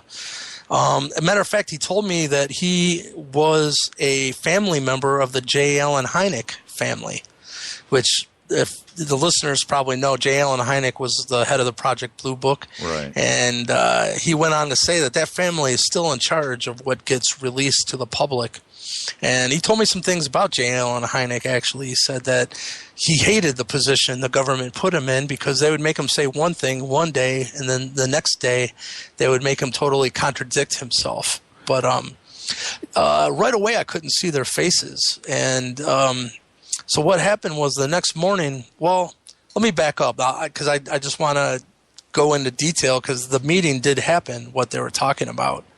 And some other individuals came in to this structure. And as far as what I got from Marduk was, at first it was antagonistic, but once he did the mind probe, or whatever you want to call it, to see my Akashic records, everything changed. And he was actually, I don't know how to word this, like subservient. Yeah, exactly. Tears in his eyes. At the end of this meeting, this other individual went up and put his arm around him and said, "Don't worry, my king, now you can finally rest." Because you find out, Marduk, I can understand, maybe this is a good time to get into this, because there's a reason the Nephilim was created, and it's not because, this story that's going around like they were horny space guys. You know what I mean? Like, that's the lowest common denominator of what happened. And it's truly because the background of who the Anunnaki are. They were coming through this part of the solar system, their planet Nibiru. And by the way, here's some inside info. Anunnaki and Nibiru are our words for them and their planet. That's not what they call themselves. Their planet is called the Sa'amai, 3 syllables. The people of the Sa'amai are the Sa'am, and then that translated into the Western language is Sam, S-A-M. So when you deal with people on the inside, they call them just the Sam. But they had been coming through this part of the solar system, and they needed gold. They would put it into a powderized form and put it up into their atmosphere to shield it from our solar system's solar radiation and whatnot when it came through. And they used it as well in a form of monatomic gold, which almost looks like a white powder substance that they snort, and it gives them very long life. But they were here mining gold for 400 years before humankind was even thought of. And what had happened was, I'm glad that this movie Interstellar came out with Matthew McConaughey, because it kind of gets into this time dilation aspect of, you know, like Albert Einstein's twins paradox. It says if one twin gets in a spaceship and has another twin that stays on planet Earth, and the twin in a spaceship goes and travels for like 5 years near the speed of light, when he returns back to the planet, 500 years might have passed on the planet. That's right. The same way in the movie Interstellar, it kind of gets into that. They're like, well, this planet's going at a different rate, or the gravity's different. You're going to perceive time differently. Well, when the Anunnaki came to planet Earth, and by the way, this is actually proven by today's science. They said like an airplane can have an atomic clock on it, and it has a ground-based counterpart atomic clock, and just at the speed a jet flies, when it returns, there'll be a few milliseconds off. That's right. That's right. Yeah, and the strange thing is, like in the twins paradox, Albert Einstein, each of their wristwatches is still clicking 1 second equals 1 second. To each of them, there's no difference until they come back into another timeline. And so if you think about this in the fact that all of our planets are traveling at different speeds through the ether, that time is experienced differently. Like, I'm sure you've heard that there are stargates, like in some of these secret underground bases, like at Pine Gap. Mm-hmm. What I learned from some of these insiders is, if you go through the Stargate at Pine Gap to Mars, when right now on Mars you would be in Earth's past if you try to communicate back. Which, as weird as it sounds, I guess that's the physics of how things do operate. And like I said, I think it's really great that some Hollywood movies are starting to hit on this, because that was the problem with the Anunnaki. They were called the heroes because when they left their planet to come to Earth, they experienced time differently. And it got to be where there was going to be a civil war, because these workers, the heroes, the Anunnaki workers that were coming here to mine the gold, to them it was almost like a death sentence to come here and do the work. So they were going on strike, you know, and the king of Nibiru his name was Anu, and you don't go against the king, you know, in many cultures, and they were going to be they're sending teams here to wipe out these Anunnaki heroes. And what had happened was, Anu had a son. His firstborn son was named Ea, and he became known as Enki, which Enki is not a name, it's a title. It means Lord of the Earth. The big deal of this is Enki's mother is not Anunnaki. She was what's known as Elohim, or Wingmaker. Mm-hmm. And so for the first time in the Anunnaki family tree, you had new blood, new DNA coming into the family tree. And so what had happened was, you know, Prince Enki was being raised to be king, because his father was the king.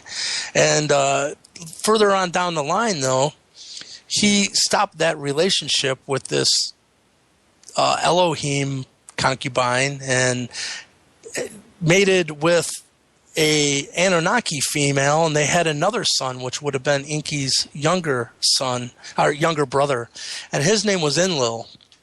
And the reason this is important is, in their own succession of kingship, a pureblood got the throne over a half-blood. Right. So the throne ended up going to Enlil, and Enlil became known as like the Jehovah of the Bible, like the one that really vengeful and didn't really care much for mankind, you know? And the reason all this is important was they realized 25,000 years ago that there was going to be a pole shift here on this planet, and this became Noah's flood myth and all of that, you know? But they had told Enki to remove the fish from the water, because Enlil was like, well, if these humans are going to perish anyhow, and at that point there was about 400 million of us on the planet, and their technology of Merkaba spiritual light craft technology, it didn't help lift off 400 million of us. So they said, it must be God's will. Let them perish. Well, that didn't sit well with Inky, because Inky considered his family. It was his own DNA that was used to tweak the human primate that became Homo sapien. So it was kind of unheard of for one of them to defy their race, but that's what Inky did. And he went to his mother's side and said, isn't there anything that can be done? My race is going to let this beautiful race that has so much potential just perish and not even try to lift a finger. And the elders of his mother's side said, well, even if we try this idea of yours, this ark, is this species going to evolve quick enough to be ready for this dimensional shift that's coming at the very end of this grand cycle, which was December 2012. But this is thousands of years ago. And the answer was no, because even in the Sumerian clay tablets, the cuneiform tablets, it says that mankind was brought into what was called the Eden. Well, that sounds familiar, right? Right. And the first human was the Adam, or Adamu. And because, a lot said that we were brought here to be slaves. And in one sense, I guess it is true, but from what I understand, we were more like pampered pets. There was no homeless. There was no starvation. Humans were very well taken care of, and we lived side by side with the Anunnaki. But because of this, there was no catalyst for change, and we were not evolving fast enough for us to be really ready for what would this dimensional shift. So they said, well, why build the ark if this is going to happen anyhow? And so they said, what else could be done? And they said, well, what if we help mankind evolve faster, evolve their consciousness in an accelerated rate by making mankind experience its own mental energy in an accelerated fashion, both light and dark, unbiasedly. Like whatever you put out, you're going to get back in an amplified way. And they said, well, that's interesting. It's really never been done before in a cosmic way. Truly we're talking about bringing duality, or what could be thought of as free will, into mankind's psyche. And they said, well, that's really interesting, but you can't just do that to an upcoming race when it's never been tried before, unless you're willing to go through it with them and become human in every way and walk a mile in their moccasins, so to speak. So they said, this is Inky's side specifically. So they tried. Inky said, sure, we'll come in and help. But when they tried to incarnate into the human vessel, they had too much chi. They had too much energy, and their bodies would spontaneously combust. So at this point, they're trying to rethink it. And they said, well, what if we make an offshoot of the human DNA that has more chi or electrical capacitance at a cellular level available, hence the creatine kinase that they found in my blood. Right. So the human vessel would have more, well, we wouldn't explode, right? Burst into flames. So this was the true creation of the Nephilim bloodline on this planet. And what I can tell you is,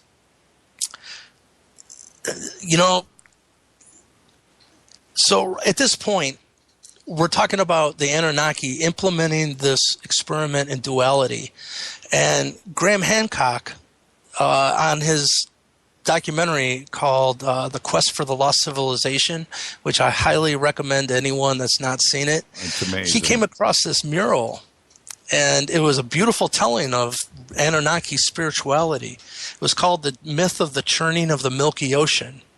And he said the most important part of this myth was the Milky Ocean itself, because in their own mythology, it was the Milky Ocean that the whole universe and all of the galaxies and everything rested in. And this Milky Ocean had two teams of churners, a team of light and a team of darkness. But it wasn't a matter of one beating the other one, or the light trying to beat the dark, or the dark trying to beat the light. The fact was that they were working in cooperation to churn the Milky Ocean to help mankind evolve into the higher realms. So if you think of this mythology, I call them Team Good Cop and Team Bad Cop. Marduk is the person who is spiritually tasked with reflecting back a negative polarity. And all of these secret societies are catering to Marduk. This is where it gets confusing, because it's almost was Marduk's job to oversee human mass consciousness. And if someone was vibrating fear, they would come in and make sure that that person gets the chance to experience their own dark thought form, because they understand that mental energy has electromagnetic reality, and energy can't be created or destroyed. We even know this with today's physics. It has to be transmuted. So no one's really asked it, well, how do you transmute a negative thought form? Well, the answer is you live it. It comes up in your own personal reality for you to choose something better, And once you do that, you'll transmute that thought form into love, and you'll be done and over with it. If you don't transmute it, it'll keep happening over and over and over in your life. You'll say, why does this same crap keep happening to me? Well, it's because you haven't transmuted it. But that's just Team Bad Cop. But you can say you're a human and you have a lot of fear and doubt and garbage in your belief system, and you're catering to a multidimensional being whose spiritual purpose it is to reflect back a negative polarity. You're probably going to perceive them as a demon, because they're making you experience your own dark baggage. Right. But on the flip side, you got Team Good Cop, and that's my bringing in this with Inky. This other side has been inspiring us into how light and sound creates physical reality, and sacred geometry and music and higher culture, and trying to guide us into the higher realms. And so what I want to get into, and I think this is fascinating, because all the researchers that I see, they're just focusing on Team Bad Cop. And what I can tell you is it's proven now through scientific new DNA testing of who the mound builders were in ancient North America, who left these mound sites all over, like Serpent Mound and Newark Earthworks, and all through Ohio, New York, and Pennsylvania. And what your listeners can do is go into Google and Google haplogroup X. Haplogroup is one word, X, self-explanatory. Right. What haplogroups are is being able to trace back a DNA lineage in time using new DNA testing.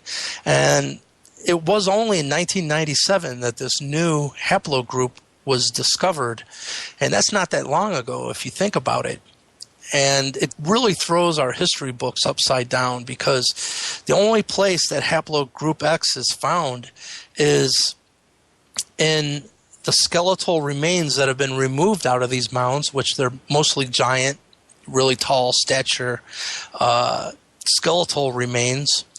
But 3% of the Native American Indian tribes still have haplogroup X DNA running through the tribes still to this day, which this is an interesting point in itself, because now proven in DNA, a few generations ago, these haplogroup X DNA beings were giants. Now they're not. I am haplogroup X. I am Iroquois Indian. So I think it gets into why abductions are even still happening, because this genetic work really hasn't stopped. And for the Nephilim to do what they needed to do, they needed not to be 15, 16 feet tall and be able to fit in. But what I can tell you as well, with haplogroup X being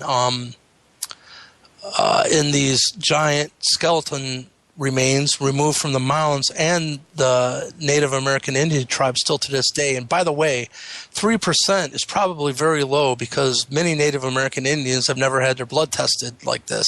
So it could be much higher. But it's in ancient Israel. Oh, what about as well? And I've not. Go ahead. Yeah, Mike, what about your family, brothers, sisters? Have they had their blood tested, and what were those results? I was adopted at very young, and boy, this gets into a whole other. Okay. But I did meet my biological mother for the first time, and that's when I found out. See, at this point with the History Channel and all this, I never met my biological mother or parents. And it was the Harvard professor and the History Channel said, listen, if you can contact your biological parents, you probably should to see if this is something hereditary, like maybe it's passed down and it's a common thing. So I contacted late 2008 is when I met my biological mother for the first time. And I met my two half-sisters, and that's when I found out who my biological father was. I don't know if you know this, but it was brought up in the UFO Hunters book because it was the History Channel who asked me to contact my biological mother. So they knew who I found out was my biological father, and that is Eric Clapton, which that was kind of a mind rape. But it turns out, man, it's very connected to what we're talking about because some of these bloodlines, what I've found out is Edgar Cayce predicted everything that we're talking about long ago. And he said that the remnants of the Atlanteans became the mound builders who intertwined into the Native American Indian tribes. Right. Well, hold on. You can't just say Eric Clapton's my dad and move on to another guitar player. It doesn't work that way. So let's back up a step. Have you contacted Clapton? I've had an avenue to open up that dialogue, and I haven't chosen it because, man, Eric was brought up into this secret societies, and they weren't nice people. And it wasn't Eric. Eric actually tried to fight against all of this. And some interesting stuff there. But make a long story short, it wasn't Eric, but the people who handled Eric, if you want to look at it that way, sure, they already had this relationship set up with Alice Gumsy Gore, I believe was her name. And her father was a lord in England, and he was the ambassador to the United States and had very long reach into the entertainment industry. And they already had Eric Clapton going out of Cream and becoming Eric Clapton, the superstar. And, this lord in England was going to help him do this, and they set him up with his daughter.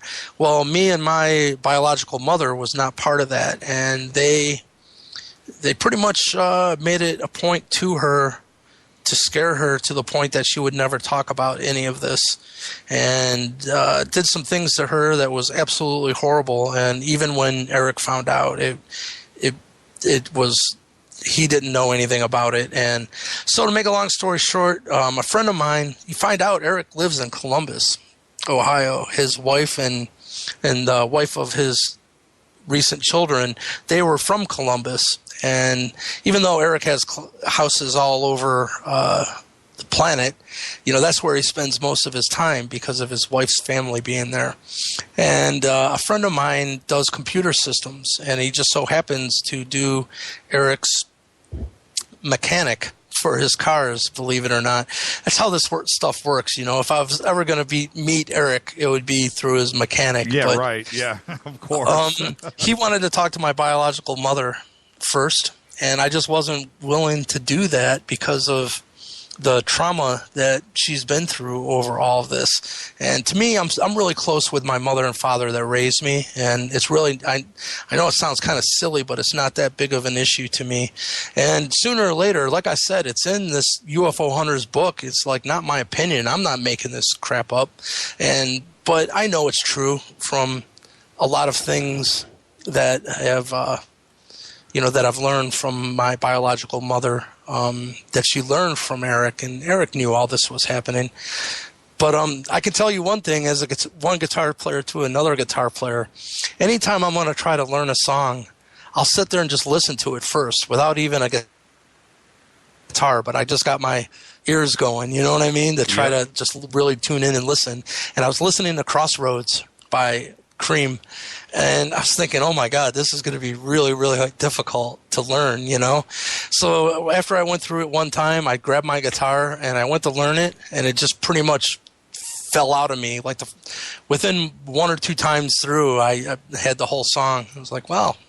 But that was before I even knew anything about this. But wow, that's pretty trippy, and you can't discount the fact that you have extreme talent as a musician too as well. And we're sitting here talking about DNA, but the apple doesn't fall too far from the tree. That's just the way it is. That's the way life works. Hey, Michael, let's go back for a second to the genie bottle, if we can.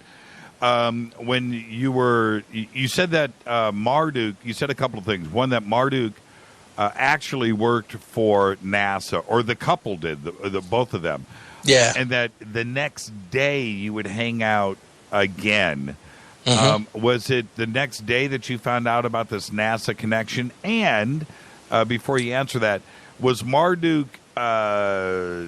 physically this guy, or was he projected into this guy's brain? In other words, was this guy somebody else and then would be Marduk some of the time? Am I making sense? Yeah. That's actually a proper way to describe it. This was a Nephilim human vessel that Marduk came through, and how I understand it is, it's a resonance thing. Like each of the Anunnaki have a Nephilim bloodline on this planet, and it sounds like to me they could resonate and kind of jump on the pineal gland, third eye, and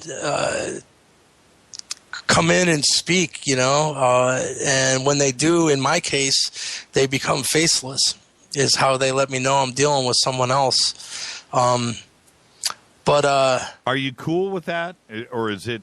No, well, I am now, but it scared me the second time, especially because this was a friend. I was supposed to stay over there that night, and he proved to me, man, this gets really strange, but I'll tell you what happened. It was in a hot tub when I told you the second individual said, Michael, look at my face and tell me what you see. And, I said, you look just like the person in New York. And he said, bingo, nice to talk to you again. Well, when he told me that he inspires, when I asked him, who are you? And he said, I'm the muse. I inspire creativity, wit, and humor in the human race. He asked me if I wanted to see a movie that he inspired. And I'm going to tell your listeners what it was, but I think that they do this to make you sound insane if you ever try to explain it. Okay. But what he did was, when we got out of the hot tub, which his face had returned, by the way, which was good, we walked into his house, and he put on a movie, and it was by this guy, Steve Odekirk, which he did the Ace Ventura, When Nature Calls. Yes.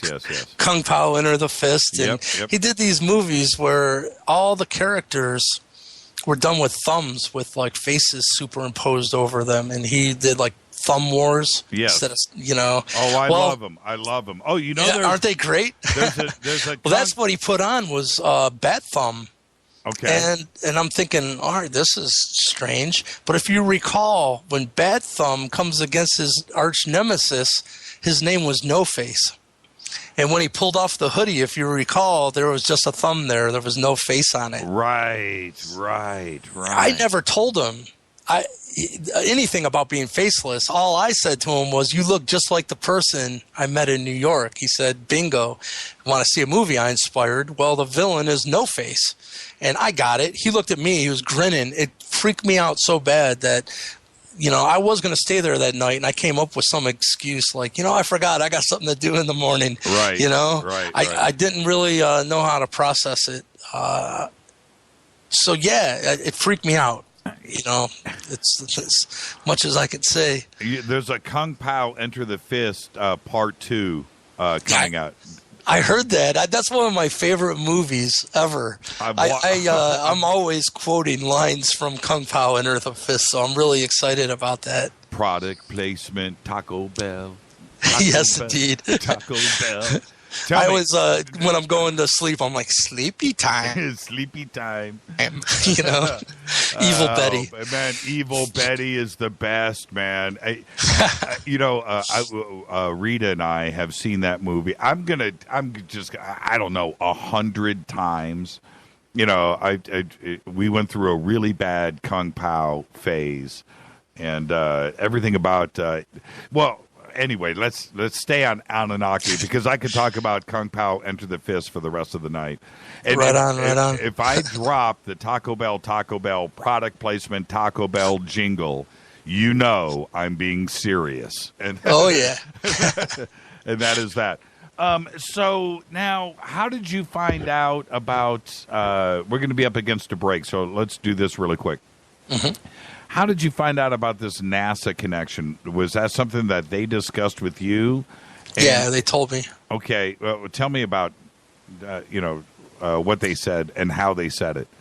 Well, they said that they were, high members of NASA, and he said that he was part of the J. Allen Hynek family, and that family is still in charge of what gets released to the public regarding the extraterrestrial subject, and that was it, pretty much. Were you able to confirm that he was who he said he was? Have you seen pictures of him at NASA and so forth? Yeah, actually, it was the NSA group. They were not happy, by the way, that I was met by Marduk's group first.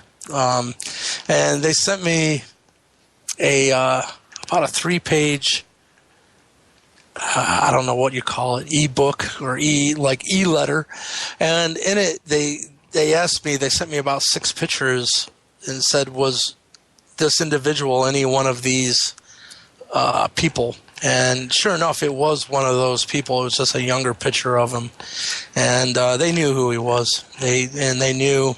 And they told me that using their remote viewing, which, by the way, they have technology, because they've been behind the scenes in some technology transfer programs with the Anunnaki already. So imagine Anunnaki technology assisted remote viewing. They went and remote viewed my meeting with the Anunnaki, and they told me that it was confirmed by them that they had the energetic signatures of the ground crew, the Marduk-led Anunnaki here. They also confirmed that the Anunnaki I was in contact with over Lake Erie was from the incoming kingdom. 2 different groups of Anunnaki had been making contact with me. But did that answer the question? Yes, it did. What's great about this conversation that we're having tonight, all of this started with you on the park bench with your camera at Lake Erie. Yes, indeed. And here we are at this part of the conversation. It's absolutely fascinating and riveting. Now that I did that, I'm sorry to cut you off. It's all good. Are you still seeing and taping objects out at Lake Erie? Oh, yeah, absolutely. And that's what I'd like to get into after the break is, I'm sure you know who Bigelow Aerospace is, the owners of Skinwalker Ranch. I've been contacted. There was a mass sighting, a wave here in 2011 where for 10 days in a row they were seen out over the lake, and it made it all the way to MSNBC, covered it. And at that point, I was contacted by a Bigelow investigator. His name was Gary Hernandez, and we formed a friendship. And they told me that they knew what I was in contact over the lake is the real deal, because it's exactly the same thing that they've been studying over the Utah Skinwalker Ranch, which we can get into, what I learned from that investigator. And how does it, I've watched a bunch of your videos. How does that, is it different now than when you first started seeing the objects? In that, are you in direct contact? Are you manipulating? Yeah. It started off with... I really hate filming them because I had an older, it was like a Sony digital Handycam, and the screen in it is actually a black and white viewfinder. So you can imagine this beautiful multicolored orb of light is out there over the lake, and I'm looking at it through a little gray black and white viewfinder, and I just wanted to look at it, but I knew it was important for me to document what was happening. So, I would film it. But what happened was after 2 years or so, I started to have a lot of footage. So telepathically, I would just say, listen, I got some great footage. I'm not filming anything else unless you come in closer or do some kind of behavior that I've not seen. I'm not having, that I don't have on film. And sure enough, they would come in closer and closer. And I got to the point where I filmed them going in and out of the lake. And it all gets into what is in this area. And, which is fascinating because, to get in there, I'll say that AR Borden, the head of this remote viewers group, asked me if I knew what was underneath this area. And I said no. And he said, well, it's the oldest underground base on the planet, and it's not ours. And what I can tell you is it's this area in particular has had UFO activity going back into the 1800s. I've found a few newspaper articles from this area back then, and these people called them wizard lights, and would think that there's maybe a ship on fire, that there was a mirage making it look like it was above the horizon, and they'd send ships out, and there would be no ship, no shipwreck, nothing ever came ashore. But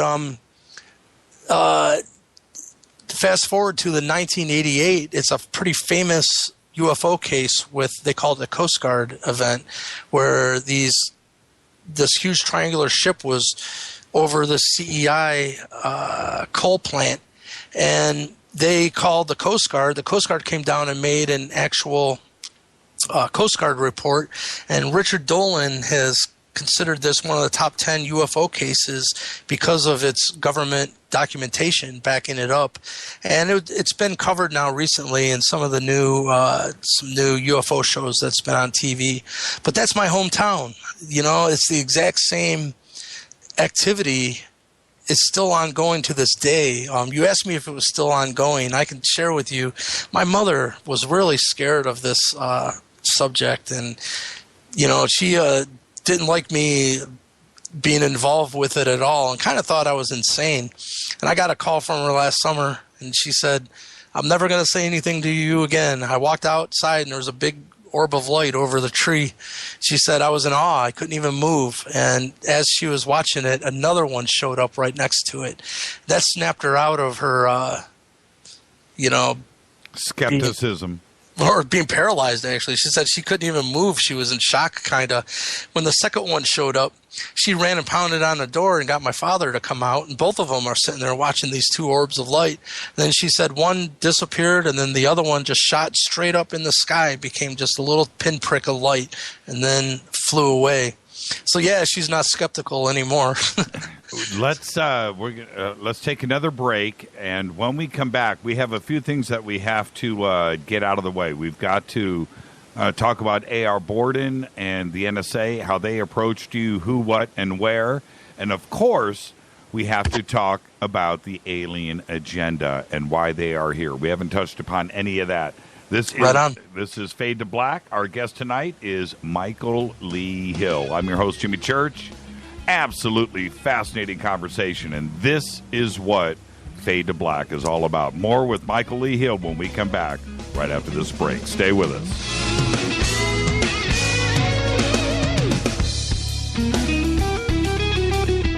Hi everybody, this is Rob Halford, the Metal Guard on JimmyChurchRadio.com. KGRA Radio. Intelligent talk. Are you a paranormal investigator, ghost hunter, or UFO skywatcher? If so, FNGinnovations.com has the product you definitely need in your investigations kit or go bag. Introducing the Morpholite Wide Beam Tactical Flashlights that put the light where you need it most. Traditional flashlights shine a focused round beam with limited line of sight in the dark. Morpholite Tactical Flashlights change all that, utilizing a revolutionary wide beam design to enable you to see safety hazards such as hanging wires and steel, pipes, and holes in the floor you just can't see with a focused round beam. In the field, where safety is paramount, a 180-degree beam increases orientation and peripheral vision in the dark. Morpholite flashlights are ideal for investigations in abandoned facilities such as houses and hospitals, factories, caves, and tunnels. Avoid those low-hanging tree branches that poke your eyes in the woods. Visit FNGinnovations.com to see a full line of tactical lights and accessories. That's FNGinnovations.com. Now you can find all your favorite talk radio shows live, all in one place at TalkStreamLive.com. Listen from anywhere, office, home, or in your car. Just go to TalkStreamLive.com and click on one of the many live talk show hosts you want to listen to. It's free and easy. No computer? Download the smartphone apps. Never miss your favorite talk show. Find them all at TalkStreamLive.com.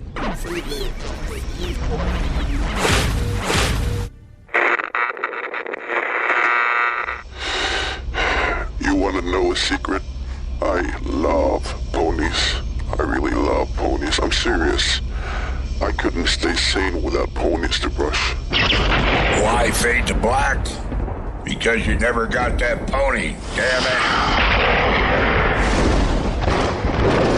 it. This is Fade to Black with Jimmy Church on the Game Changer Radio Network and KGRA, the Global Radio Alliance.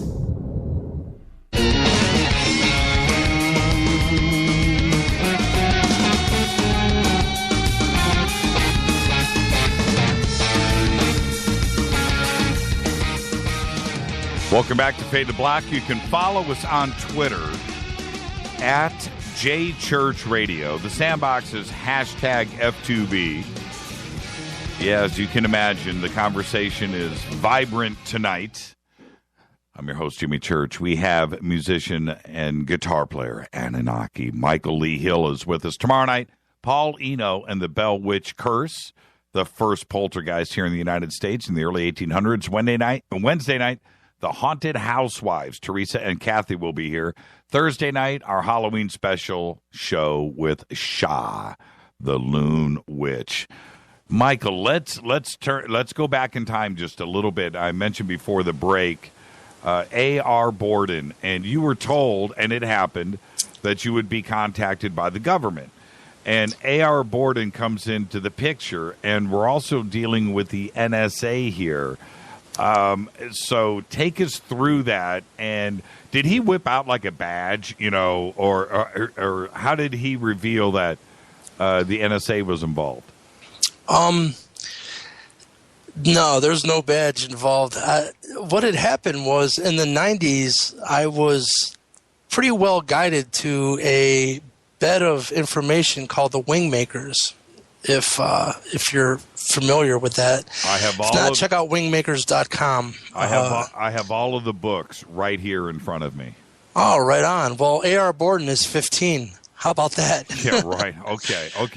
Yeah, and the group we're talking about is the ACIO from the Wingmakers and the Labyrinth group, and AR was the head of the ACIO and the Wingmakers. But what had happened was I was pretty well fascinated with the Wingmakers material even back in the 90s, and I had started reading what's called the Dr. Neruda interviews on there. Yes. And what I did was, being a student of the ufology subjects, anytime I would see a name, I would go and research it, and sure enough, the person is who they said it was, and and it was accurate. And sometimes it would give examples of reverse engineering technology that was released to the public, and if anything could be traced back to the Labyrinth group. And sure enough, they gave an example of some quantum computing extraterrestrial computer algorithms that were given to Russia for their MiG fighter jets, for their radar systems. That this gets really interesting, by the way, because of some stuff that was kept out of Colonel Corso's book, Day After Roswell, that rotated around this, because we almost went to war in the 60s with Russia, but it was stopped because of the sharing of this technology with them for their MiG fighter jets. But so anyhow, I started to really understand some of these concepts from the Neruda interviews, especially a subject matter called LERM, which is light encoded reality matrix that they talk about. And what this is you'll find out that Tibetans have a subject called tulpas, Tulpa. What that is these Tibetan monks will meditate on the thought form of a revered monk with such tenacity that deceased monk will manifest in the physical. And it's not real. Like it comes innate with its own built-in consciousness and personality, that the people that are willing it into existence, they're not doing that. And for all intents and purposes, it is that master returning to the physical, and everyone can perceive it. Well, what the NSA did was say, how about if we put this into a science where we can learn how light and sound create physical reality, and they called it light encoded reality matrix. So because of being a student of this subject matter, I came across some leaked papers that a person named James Casbolt had leaked onto the internet, and it was all about LERM. And I knew from the Wingmaker stuff that what it was, but this was a whole brand new release of information that had nothing to do with the Wingmakers. So I tracked down where it came from, which was AR Borden, and I contacted them, just dry contacted them, and said, I would like to learn more about this. And pretty much they said, well, instead of, they use that quote, why give a man a fish when you can teach him how to fish? Right. They said, instead of us just giving you this, we would like to give you a course of study and, an internship. And that began my relationship with AR Borden, or who's known as 15. Like I said, when I first met Marduk, though, they kicked me out of the group for a full year. He said, you've come in contact with the people who's trying to put us out of business, and we're trying to put them out of business. And they said no one who has ever met them is allowed to be a part of our organization, and we really apologize, but we're going to have to let you go. And I was like, well, how can I control who comes into my reality and says hello?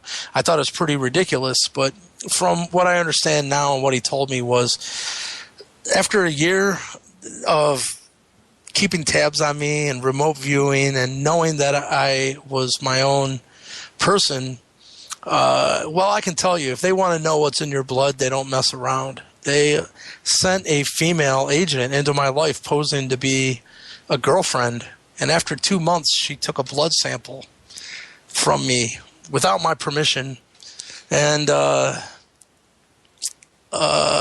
that's what... After that, I was contacted by them again and said, we know what's in your blood now, and we know you're not affiliated with Marduk's minions, and we're starting a new study on LERM and teaching people how to do this, and we would like you to come back aboard. And so after talking with AR and getting back onto having some type of relationship, we grew to be really great friends after that. That would have been probably around late 2009. And from 2009 until 2013, we became really close friends. And it led to my being chosen personally by AR to be part of a 6-member team who were all Nephilim hybrids. And our mission was to contact through telepathy and remote viewing methods the incoming planet to ask for their help in a better outcome for humanity, because they said truly the end of 2012 was a doomsday event for mankind. They said every time Nibiru comes through our solar system, it's not catastrophic.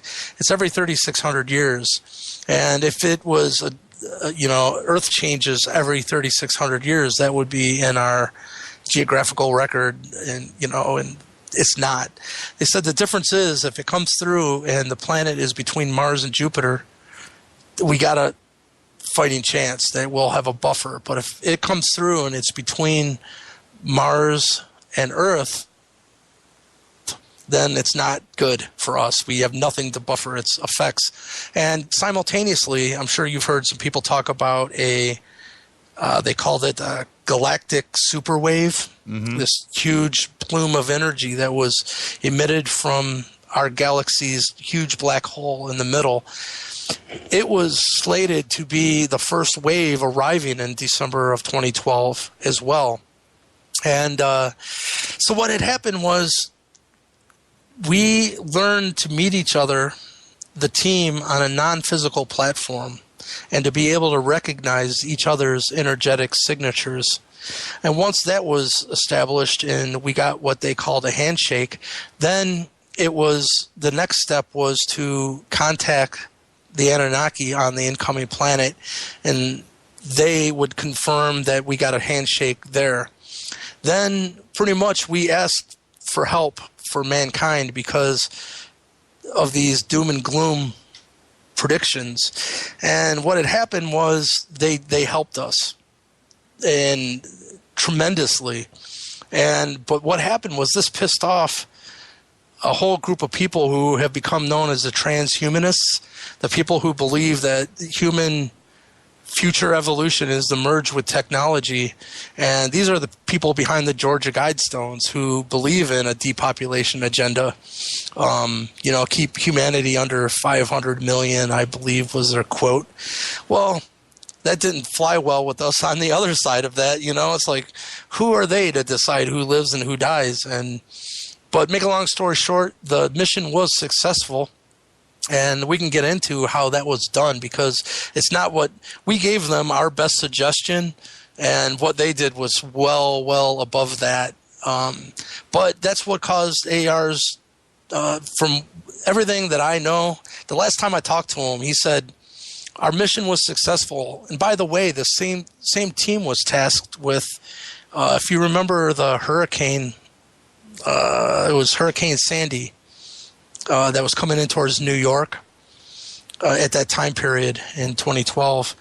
It was being steered artificially into New York, and they tasked the team on helping lessen the severity of the storms with the help of the Anunnaki as well. And if you remember, there was pretty much no effect when those storms reached land. Well, all this went through a monkey wrench into the plans of these people who wanted a depopulation agenda. And AR said, we've pissed off the wrong people. And he warned me specifically. He said, Michael, don't think that the people you met in New York have forgotten who you are. You're being targeted, and you need to keep your wits and awareness about you.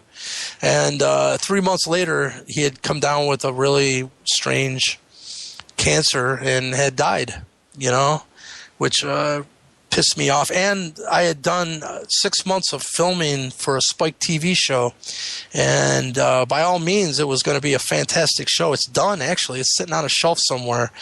The head producer of Spike TV said that he had already went up the company ladder and hadn't edited a TV show in like 5 years. And he said Spike TV was so hot on this that they had him editing 24/7 along with the other editors to get it ready to be broadcast in the fall of 2012. And right after AR told me this, that we'd pissed off the wrong people and I was being targeted, word came from Spike that they had word came down from Viacom that they weren't allowed to air the TV show. So there's a good thing. How about all the listeners contact Spike TV and tell them to air it? Oh, man. But simultaneously, Spike TV show was stopped from being broadcast, and I was set, and AR was set to speak publicly for the first time at a conference called the Pythagoras Conference. And the last minute, that was shut down as well. And what had happened was, I was so pissed off with all this that I took all the information that I'd given to Spike TV, and without telling a single soul, I approached Wes Penray, which I don't know if you know who Wes is, but he's probably one of the best writers on the alternative news circuit. He ran the place called the Illuminati News. And I gave him all my information and said, I just want you to get this out there. And he did. And by the way, everything that I'm telling right now, if people want to get more info on it, go to my website. It's michaelleehill.net, and go to my blog section, and you'll see all these. I have all the Wes Penray writings on what happened with the Spike TV show and the Pythagoras Conference, and pretty much everything is there, in detail. But that's pretty much what happened with AR Borden. But what I can tell you is the group who was formed, personally selected by AR Borden, I've been friends with them all since then. And I thought it'd be a good idea to get someone else to start to reveal some of this story so it's not all coming from me. And so I've arranged it where they've started to go public now, and all of them have done individual radio interviews, and we've done some together where, like, for instance, right when I was brought on board with these people, I started asking, AR about music, and he had a gentleman named Quanta Price on Facebook. He was a member of their group, and he was a musician, a studio musician. So he started guiding me into the subject of 432 hertz as, which really important subject. It is. Yeah, and he started me on that path of starting to understand how 432 is important. And reason I'm saying this is just recently we did our first interview together, and so it was nice for me to be able to go back to him and tell him where, the path he set me on, where it led to. But right along with this, they're telling how they met AR and, getting into the work we did and everything. So it's nice that it's coming out from other people, because it's not just me, and I'm not making this stuff up. These people really do exist. That was funny too, because a lot of people were just saying that I was making AR Borden up. And right before he passed away, he did his one and only interview with me. People can find it. Just type in AR Borden, Michael Lee Hill on Google, and you'll find this interview.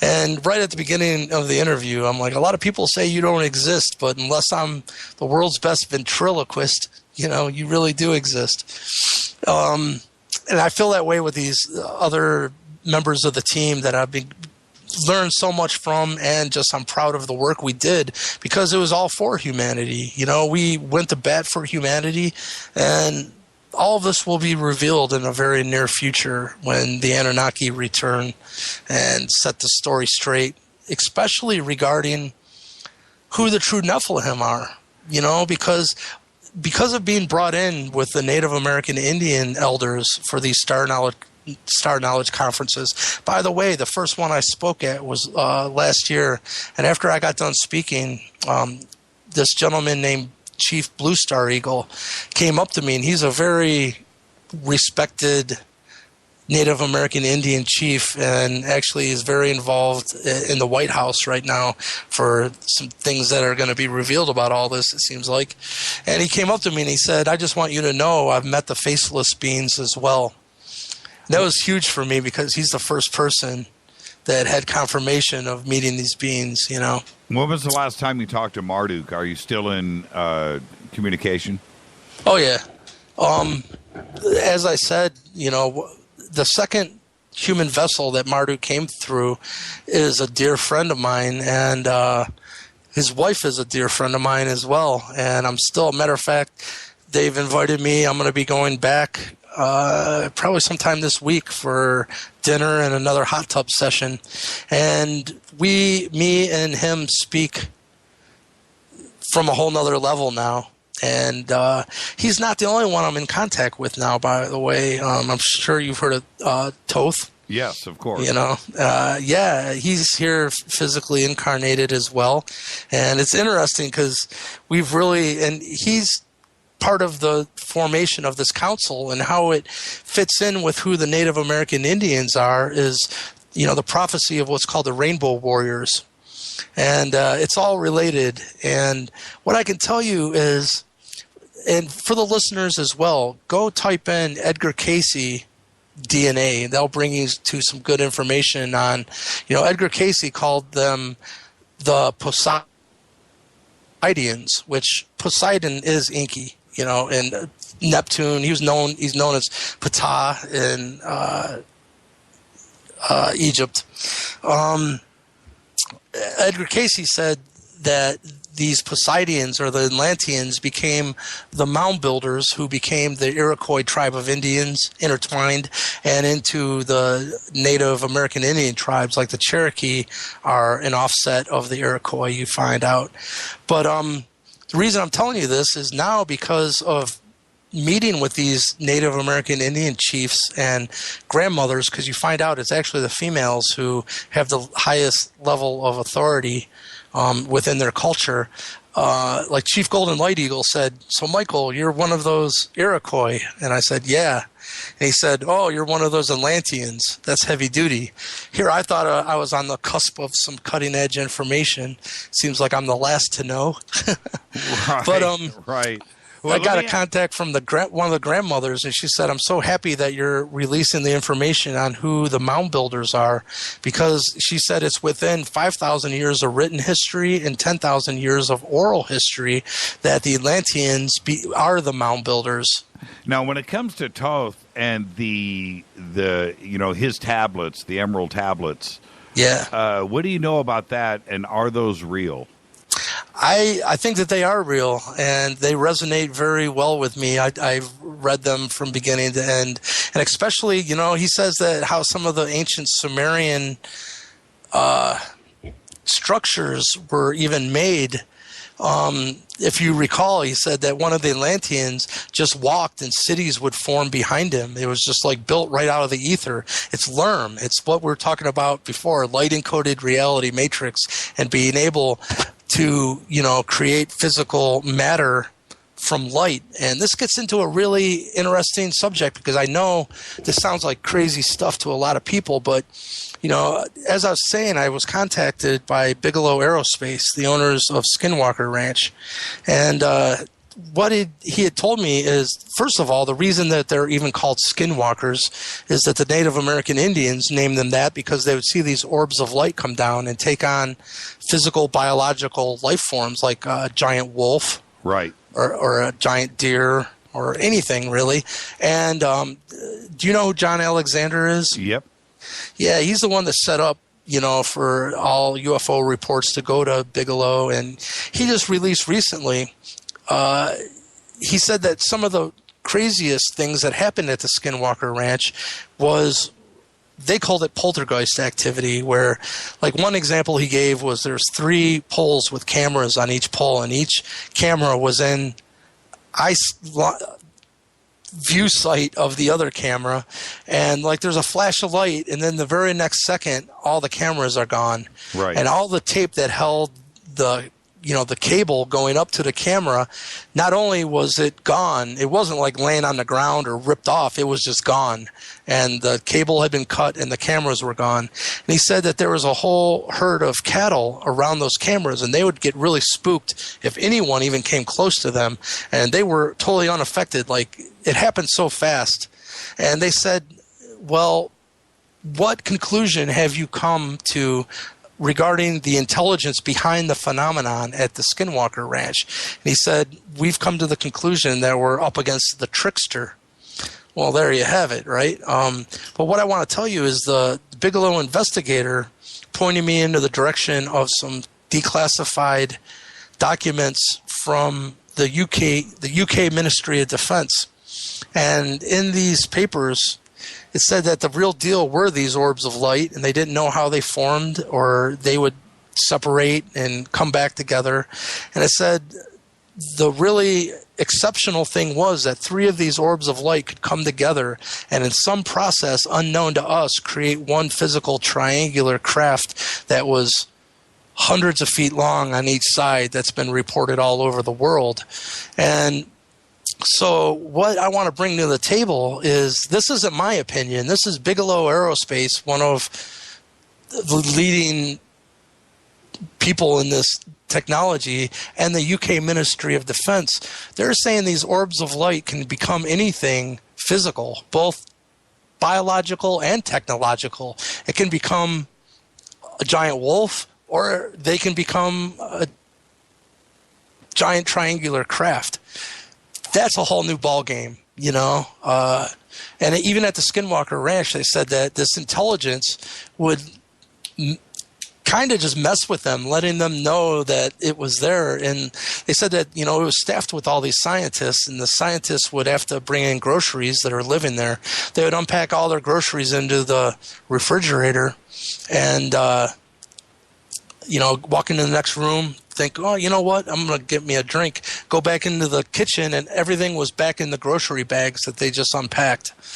And, you know, event after event like this. And by the way, I've had some really crazy multi-dimensional communication from the Anunnaki along those lines, where they pretty much proved to me that they could communicate through my own personal reality, which took some getting used to. Before, we're going to be up against our last break, and we've got too much more stuff to talk about, so we'll go into a little bit of overtime if you don't mind. Oh, it's all good. But this recent discovery by Kepler, KIC, the alien megastructure out around the star, is been in the headlines. Do you know anything about what they have seen, and has anybody communicated to you as to what they are looking at out at the star? No, actually, if I'm not mistaken, that news just came through a couple days ago, right? Yes. And that's when I was up on the mountain. You know, I had no access to anything, so I'm going to have to look into this myself. Yeah, but it doesn't shock me. It's pretty interesting. It's out near Cygnus, and well, you know, it's just the deviation of light and the diffraction that is changing there. Normally, Kepler sees a 1% deviation when a planet is in orbit around a specific star, and you can imagine, you know, a small planet going in front of a star in its orbit, then it's going to dim just a little bit, but they have a way to measure that. Well, they've got this star now that is got a 20%, 22% diffraction rate, and it's freaking everybody out. It's some kind of, well, there's all kinds of speculation out there, but a lot of astronomers are saying artificial, you know, and alien megastructure is the words that have been, you know, thrown about lately. And it's pretty awesome. Interesting. Yeah, you should see what you can find out about that. Let's take our break. And also, when we come back, I'll tell you what I read, by the way, about Boyd Bushman. And I don't want to let that subject get away from us. And we've got everything else still on the table. This is Fade to Black tonight. Michael Lee Hill is with us. More with Michael when we come back right after this short break. Stay right there.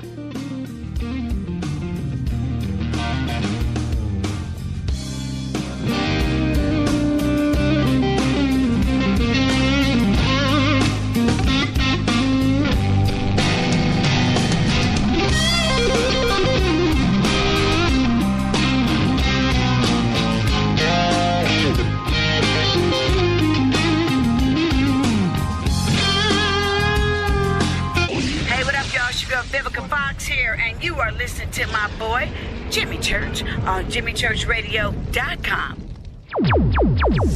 Despite popular opinion, Reading a book will not make you smarter. But listening to Jimmy Church will.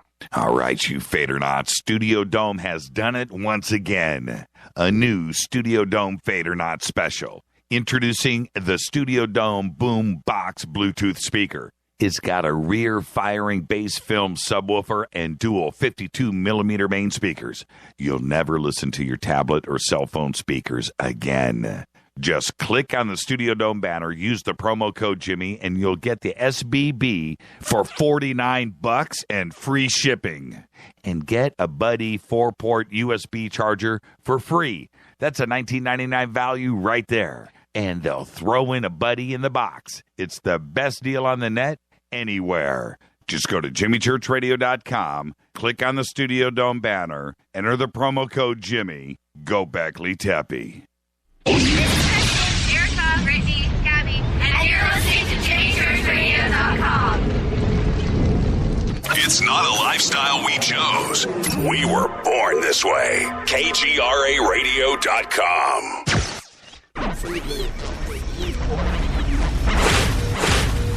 This is KJCR at JimmyChurchRadio.com.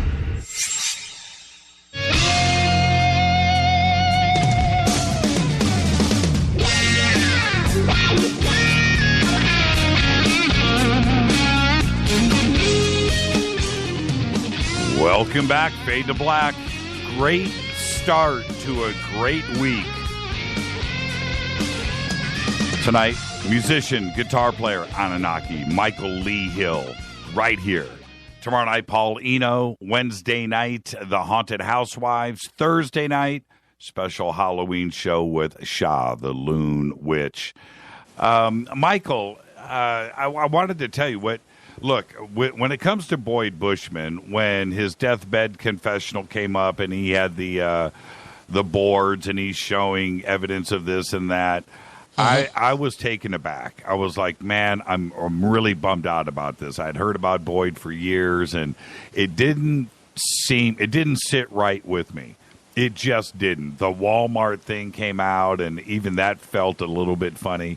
You alluded to disinfo a little bit ago. We'll visit that again in a second. But in the last couple of days, a friend of mine sent me a bunch of Freedom of Information Act documents that he had released to him on Boyd Bushman and the entire FBI dossier on him. I think it was 74 or 78 pages, of which I read every one. And this was what blew my mind about Boyd Bushman when I had doubts about what was, going on and the things that he had to say and his evidence that he had brought forward. And I go through and I read these FBI documents, and they were all about Lockheed's concern with him because he was working with, and to check this, now this is official documents, he was working on anti-gravity for Lockheed. And he was frustrated on funding. He was, he had some issues, but he was in contact with a couple of scientists that were over in Europe. And they were on his trail, and they were like tapping his phones, listening to his conversations, reading his mail. They were fully on to. They were afraid that he was going to disclose these anti-gravity secrets. And you read this, and I'm serious, man. It is straight out of the craziest science fiction James Bond spy movie stuff that you could ever imagine.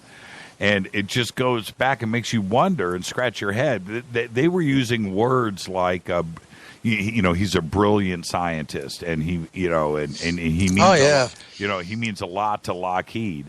And just when I had really written Boyd Bushman off, I go back and I read these. Now, I don't know about the other ET stuff, but certainly the guy had a very sound foundation at Lockheed, and he was really into some esoteric research when it comes to anti-gravity. I'll say this, and then I want you to answer. It seems like Lockheed has a program. They have been successful in this anti-gravity propulsion system, and it is in these documents. And Boyd Bushman was the cat at the center of it. Indeed. And that's exactly in our film From Here to Andromeda. And people can check this out. Go to YouTube and go to UFO TV Boyd Bushman, and they'll find the interview that we did with Boyd for our documentary, me and David Sarita, From Here to Andromeda. And remember, this is what happened, why the first meeting with the Anunnaki was over this information. What he had revealed, he just spilled the beans. He showed us working anti-gravity, let us film it. He showed us the first reverse engineered craft that flew in 1959 that was built by Con Air, I believe. We have the blueprint of that in the film. But what he showed us was, he said, imagine if you took two super magnets, and you got one in each hand, right? And if they're in one direction, they're going to come together and stick together. But if you put it in the repelling direction, then they're going to repel away from one another. And they drilled a hole through these magnets and forced them together and bolted them together. And he said that it caused a disturbance in the magnetic field around this magnetic disturbance. He said you could actually measure it. It was like 6-foot sphere that it was disrupting the gravity. And then what they did was they took that magnetic anomaly they had created by forcing two supermagnets together in opposing direction, and they put it inside of a sphere. And they said, with Galileo, and, they went up to the top of the Leaning Tower of Pisa, and all our physics are based on those two, like a rock and a feather hit at the same time. Well, what Boyd said was they made one sphere that had no magnetic anomaly in it. It was just weighted, so it was exactly the same weight as this other sphere that had the magnetic anomaly. Every time they dropped those two spheres, the one with the magnetic anomaly ended up hitting the ground a few milliseconds after the one that didn't have a magnetic anomaly. Then he went on to show us, picture two huge magnets that were, like when these two magnets were brought together, they were the size of like a Volkswagen, and it had a nuclear engine thing that was like accelerating the effect of whatever was happening. And what they would do at the beginning is take this assembly and lower it down into the belly of a jet. And you can imagine if you could even take away half of its gravity, then you could go twice as far with the same amount of fuel. Right. But it's interesting, too, because I do want to point out that's exactly what they were pissed off about. They said, this, how did this information get out? And, it wasn't on the list. And it was, and they said, and specifically, when people go and watch that interview, Boyd said that he knew a doctor that actually treated the pilot for the Roswell event. And he said that pretty much at that point they had a working Tesla ray gun, that Tesla was working on this. I think he called it the death ray, right? It's particle beam weapons now that they've turned it into. But they had a working prototype back then, and he said that a pilot, this is Boyd Bushman telling the story of his friend that was a doctor who, his patient was this Air Force pilot who shot down the craft. And the Anunnaki with Marduk meeting at the beginning, they said specifically they were upset with what he had revealed regarding the Roswell event and the anti-gravity. So you're absolutely right, because they were pissed. But, this is an interesting thing. Isn't it interesting that they didn't know who I am until I let them check my third eye? You know what I'm saying?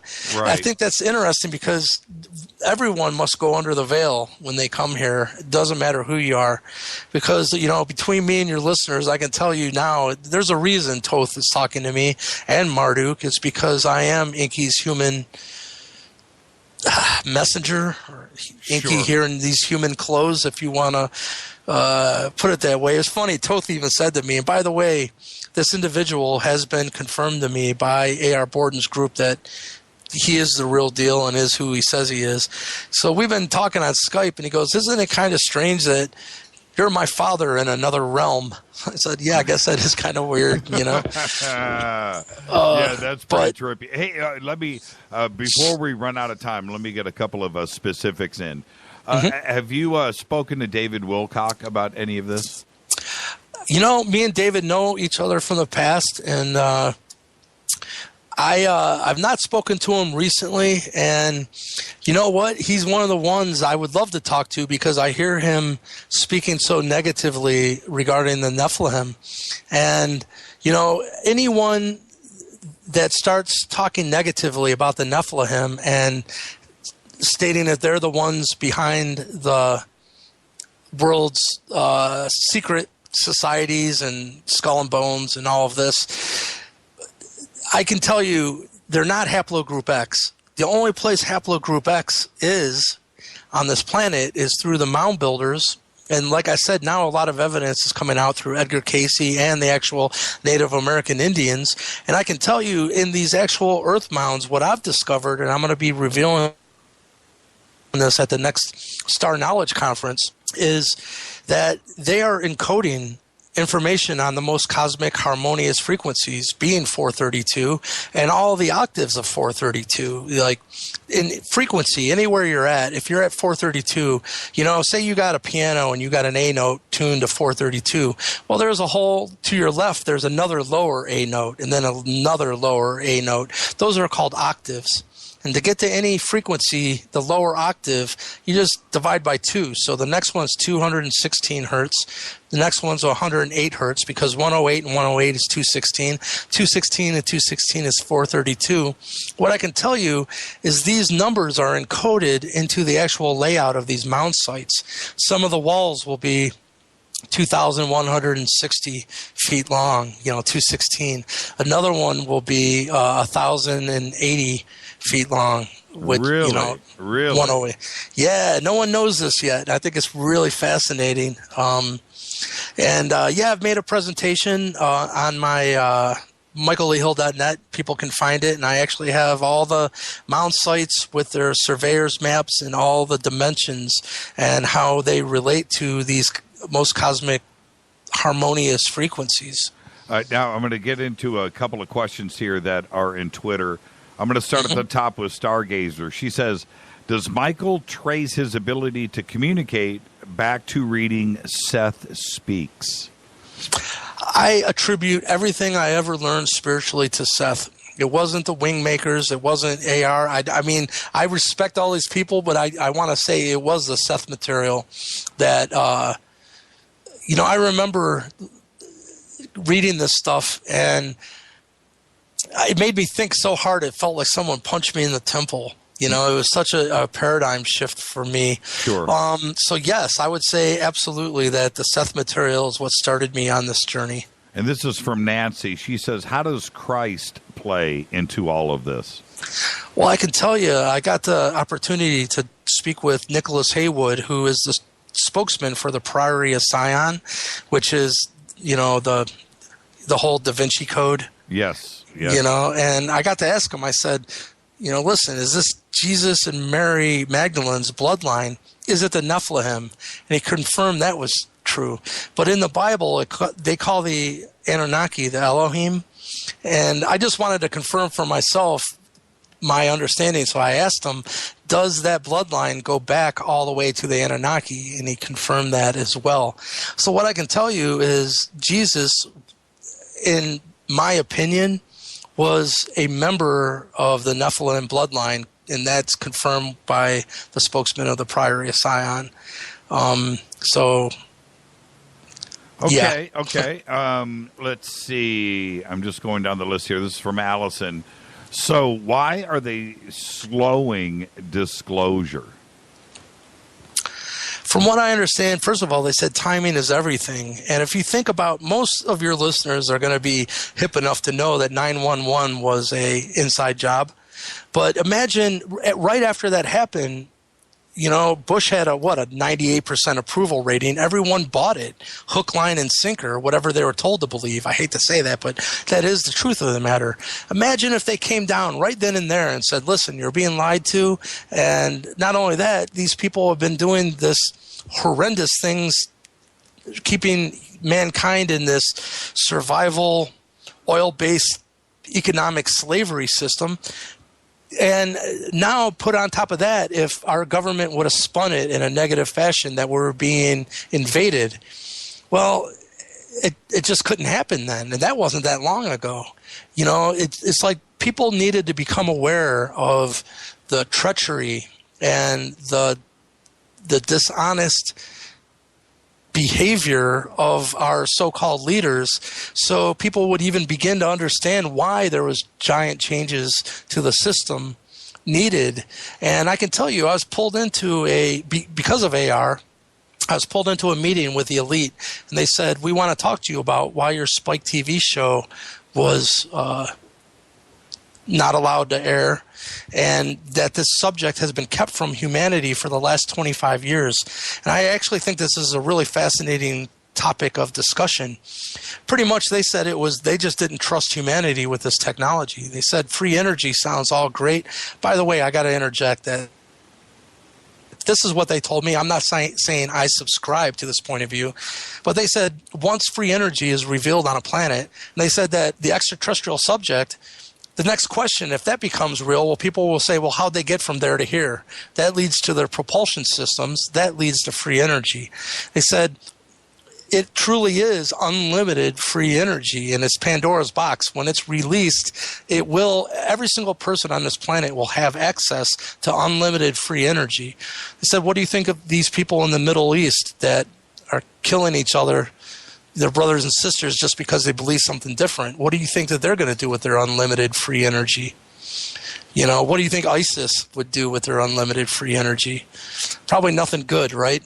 Interesting. Wow, that's interesting. That's real interesting. I never thought of that even before. So I said, well, listen, we're all in agreement that there is higher intelligence here, higher extraterrestrial cultures who I think that every single culture would have had to gone through this phase of evolution, that unless they grew spiritually along with their technology, if they grew technology and not spiritually, they're going to get to a point where they self-implode.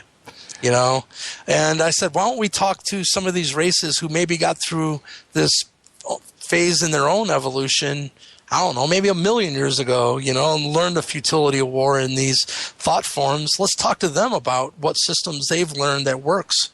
And what I can tell you is I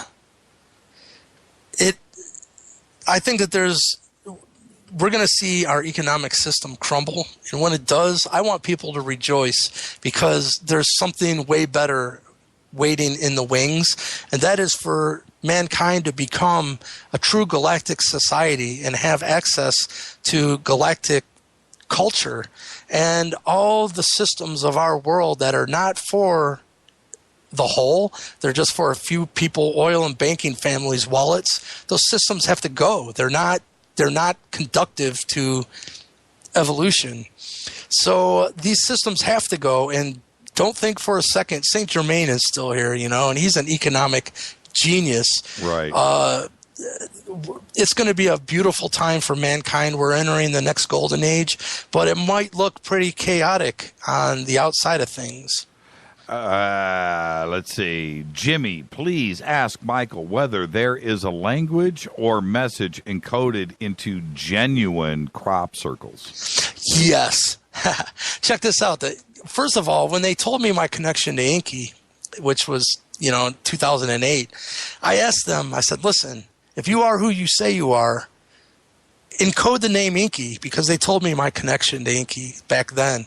I said, put Inky into a crop circle, and I'm a student of that subject. I will see it. I will know. That will be my confirmation. My next thought was, what a silly request. I would have gone there. I would have gone there. That was actually pretty smart. Well, I thought if a big crop circle showed up and Inky was written in cursive in it, it wouldn't be, right. But then I thought, well, if you are who you are, you'll figure it out. And then my next thought was, well, while we're at it, then why not shoot for the stars?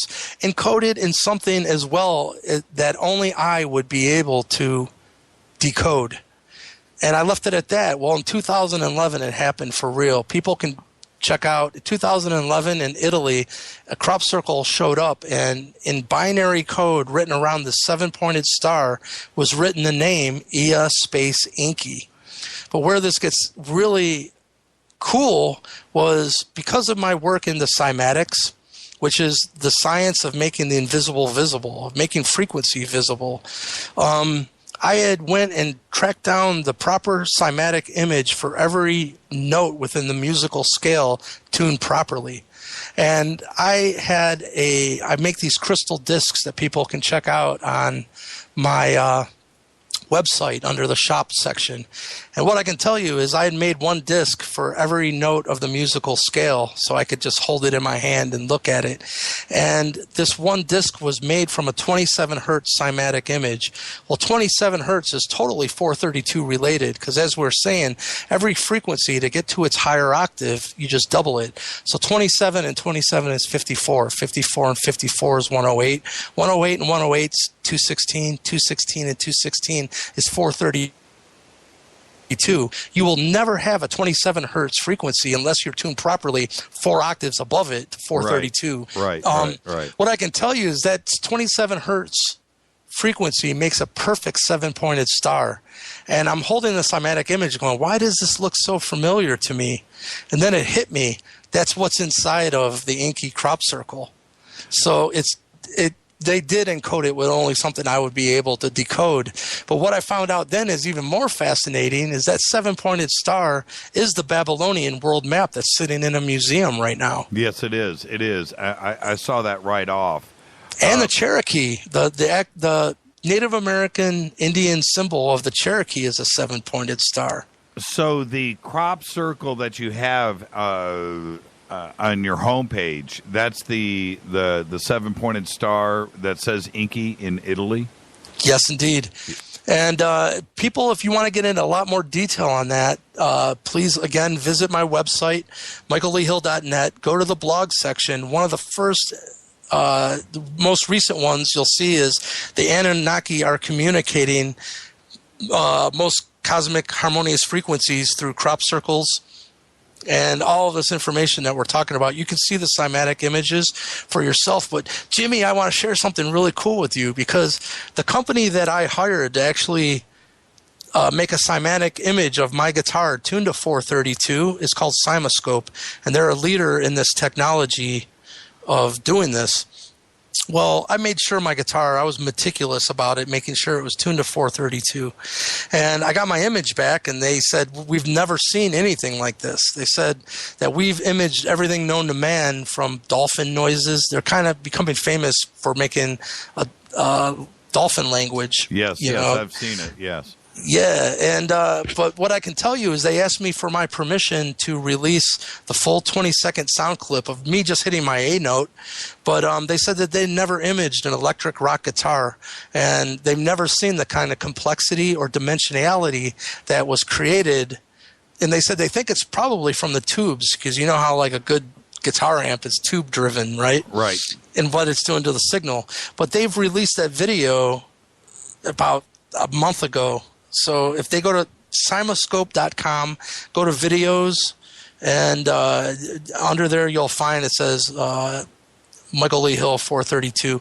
But it's 432 is such an important thing to get into, and I don't know how much time we got left. We've got like 3 minutes, and I wanted to do a full hour on 432. I would love it. Yeah, I know, and we got to get you back, but hold on for a second. I saw 432 versus 440, right? I'm looking at the two of them. Yeah. And I was shocked. I didn't think I would see what I saw. You have to go and look, audience, go and look. We don't have the time to get into that right now. But how does the audience, because now I know that you tuned to 432. I wanted to ask you about, does Vi tune to 432? I don't think anyone's tuning to 432 right now except Prince. Okay. Well, Prince is.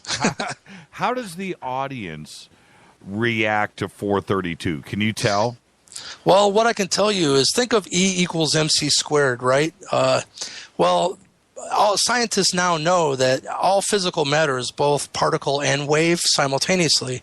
Well, E equals MC squared is only the mass part of the equation. There's no frequency component.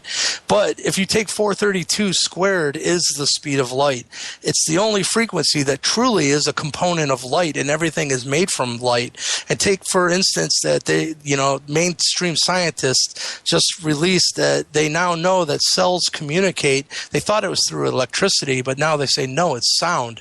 So imagine once you find out what frequencies cells are communicating with, it'll be the end of disease as we know it. And they're all going to be 432 based because it's the only frequency that is it is C in the E equals MC squared equation, and that works back to energy. You know? Interesting. How did 432 come to you? The first time I heard about it was because of, being brought into AR Borden's group and meeting Quanta Price. His name's Clay Price, but, that's the first time I ever heard of 432. And what I can tell you is the easiest way to even start to comprehend this is if you have an acoustic guitar and you tune from 440 down 8 cents to 432, you'll gain about 1/3 decibel level by nothing other than that. As you've seen in that picture of 440 versus 432, There's no geometry in the 440. Right. If there's more information in the signal, I'll tell you, when I tuned my guitar down to 432, all of a sudden I heard all these overtones that they're not there in 440. They're just not. And I was actually wondering if the microphone would pick up what I was hearing, because it sounded like a symphony was playing along with me, And that's one thing Clay told me real long ago. He goes, I don't even know how you guys can keep your guitars in tune at 440 because the overtones don't really come through like they should. Yeah, when you look at the pictures, the difference between 440 and 432, 440 is a mess.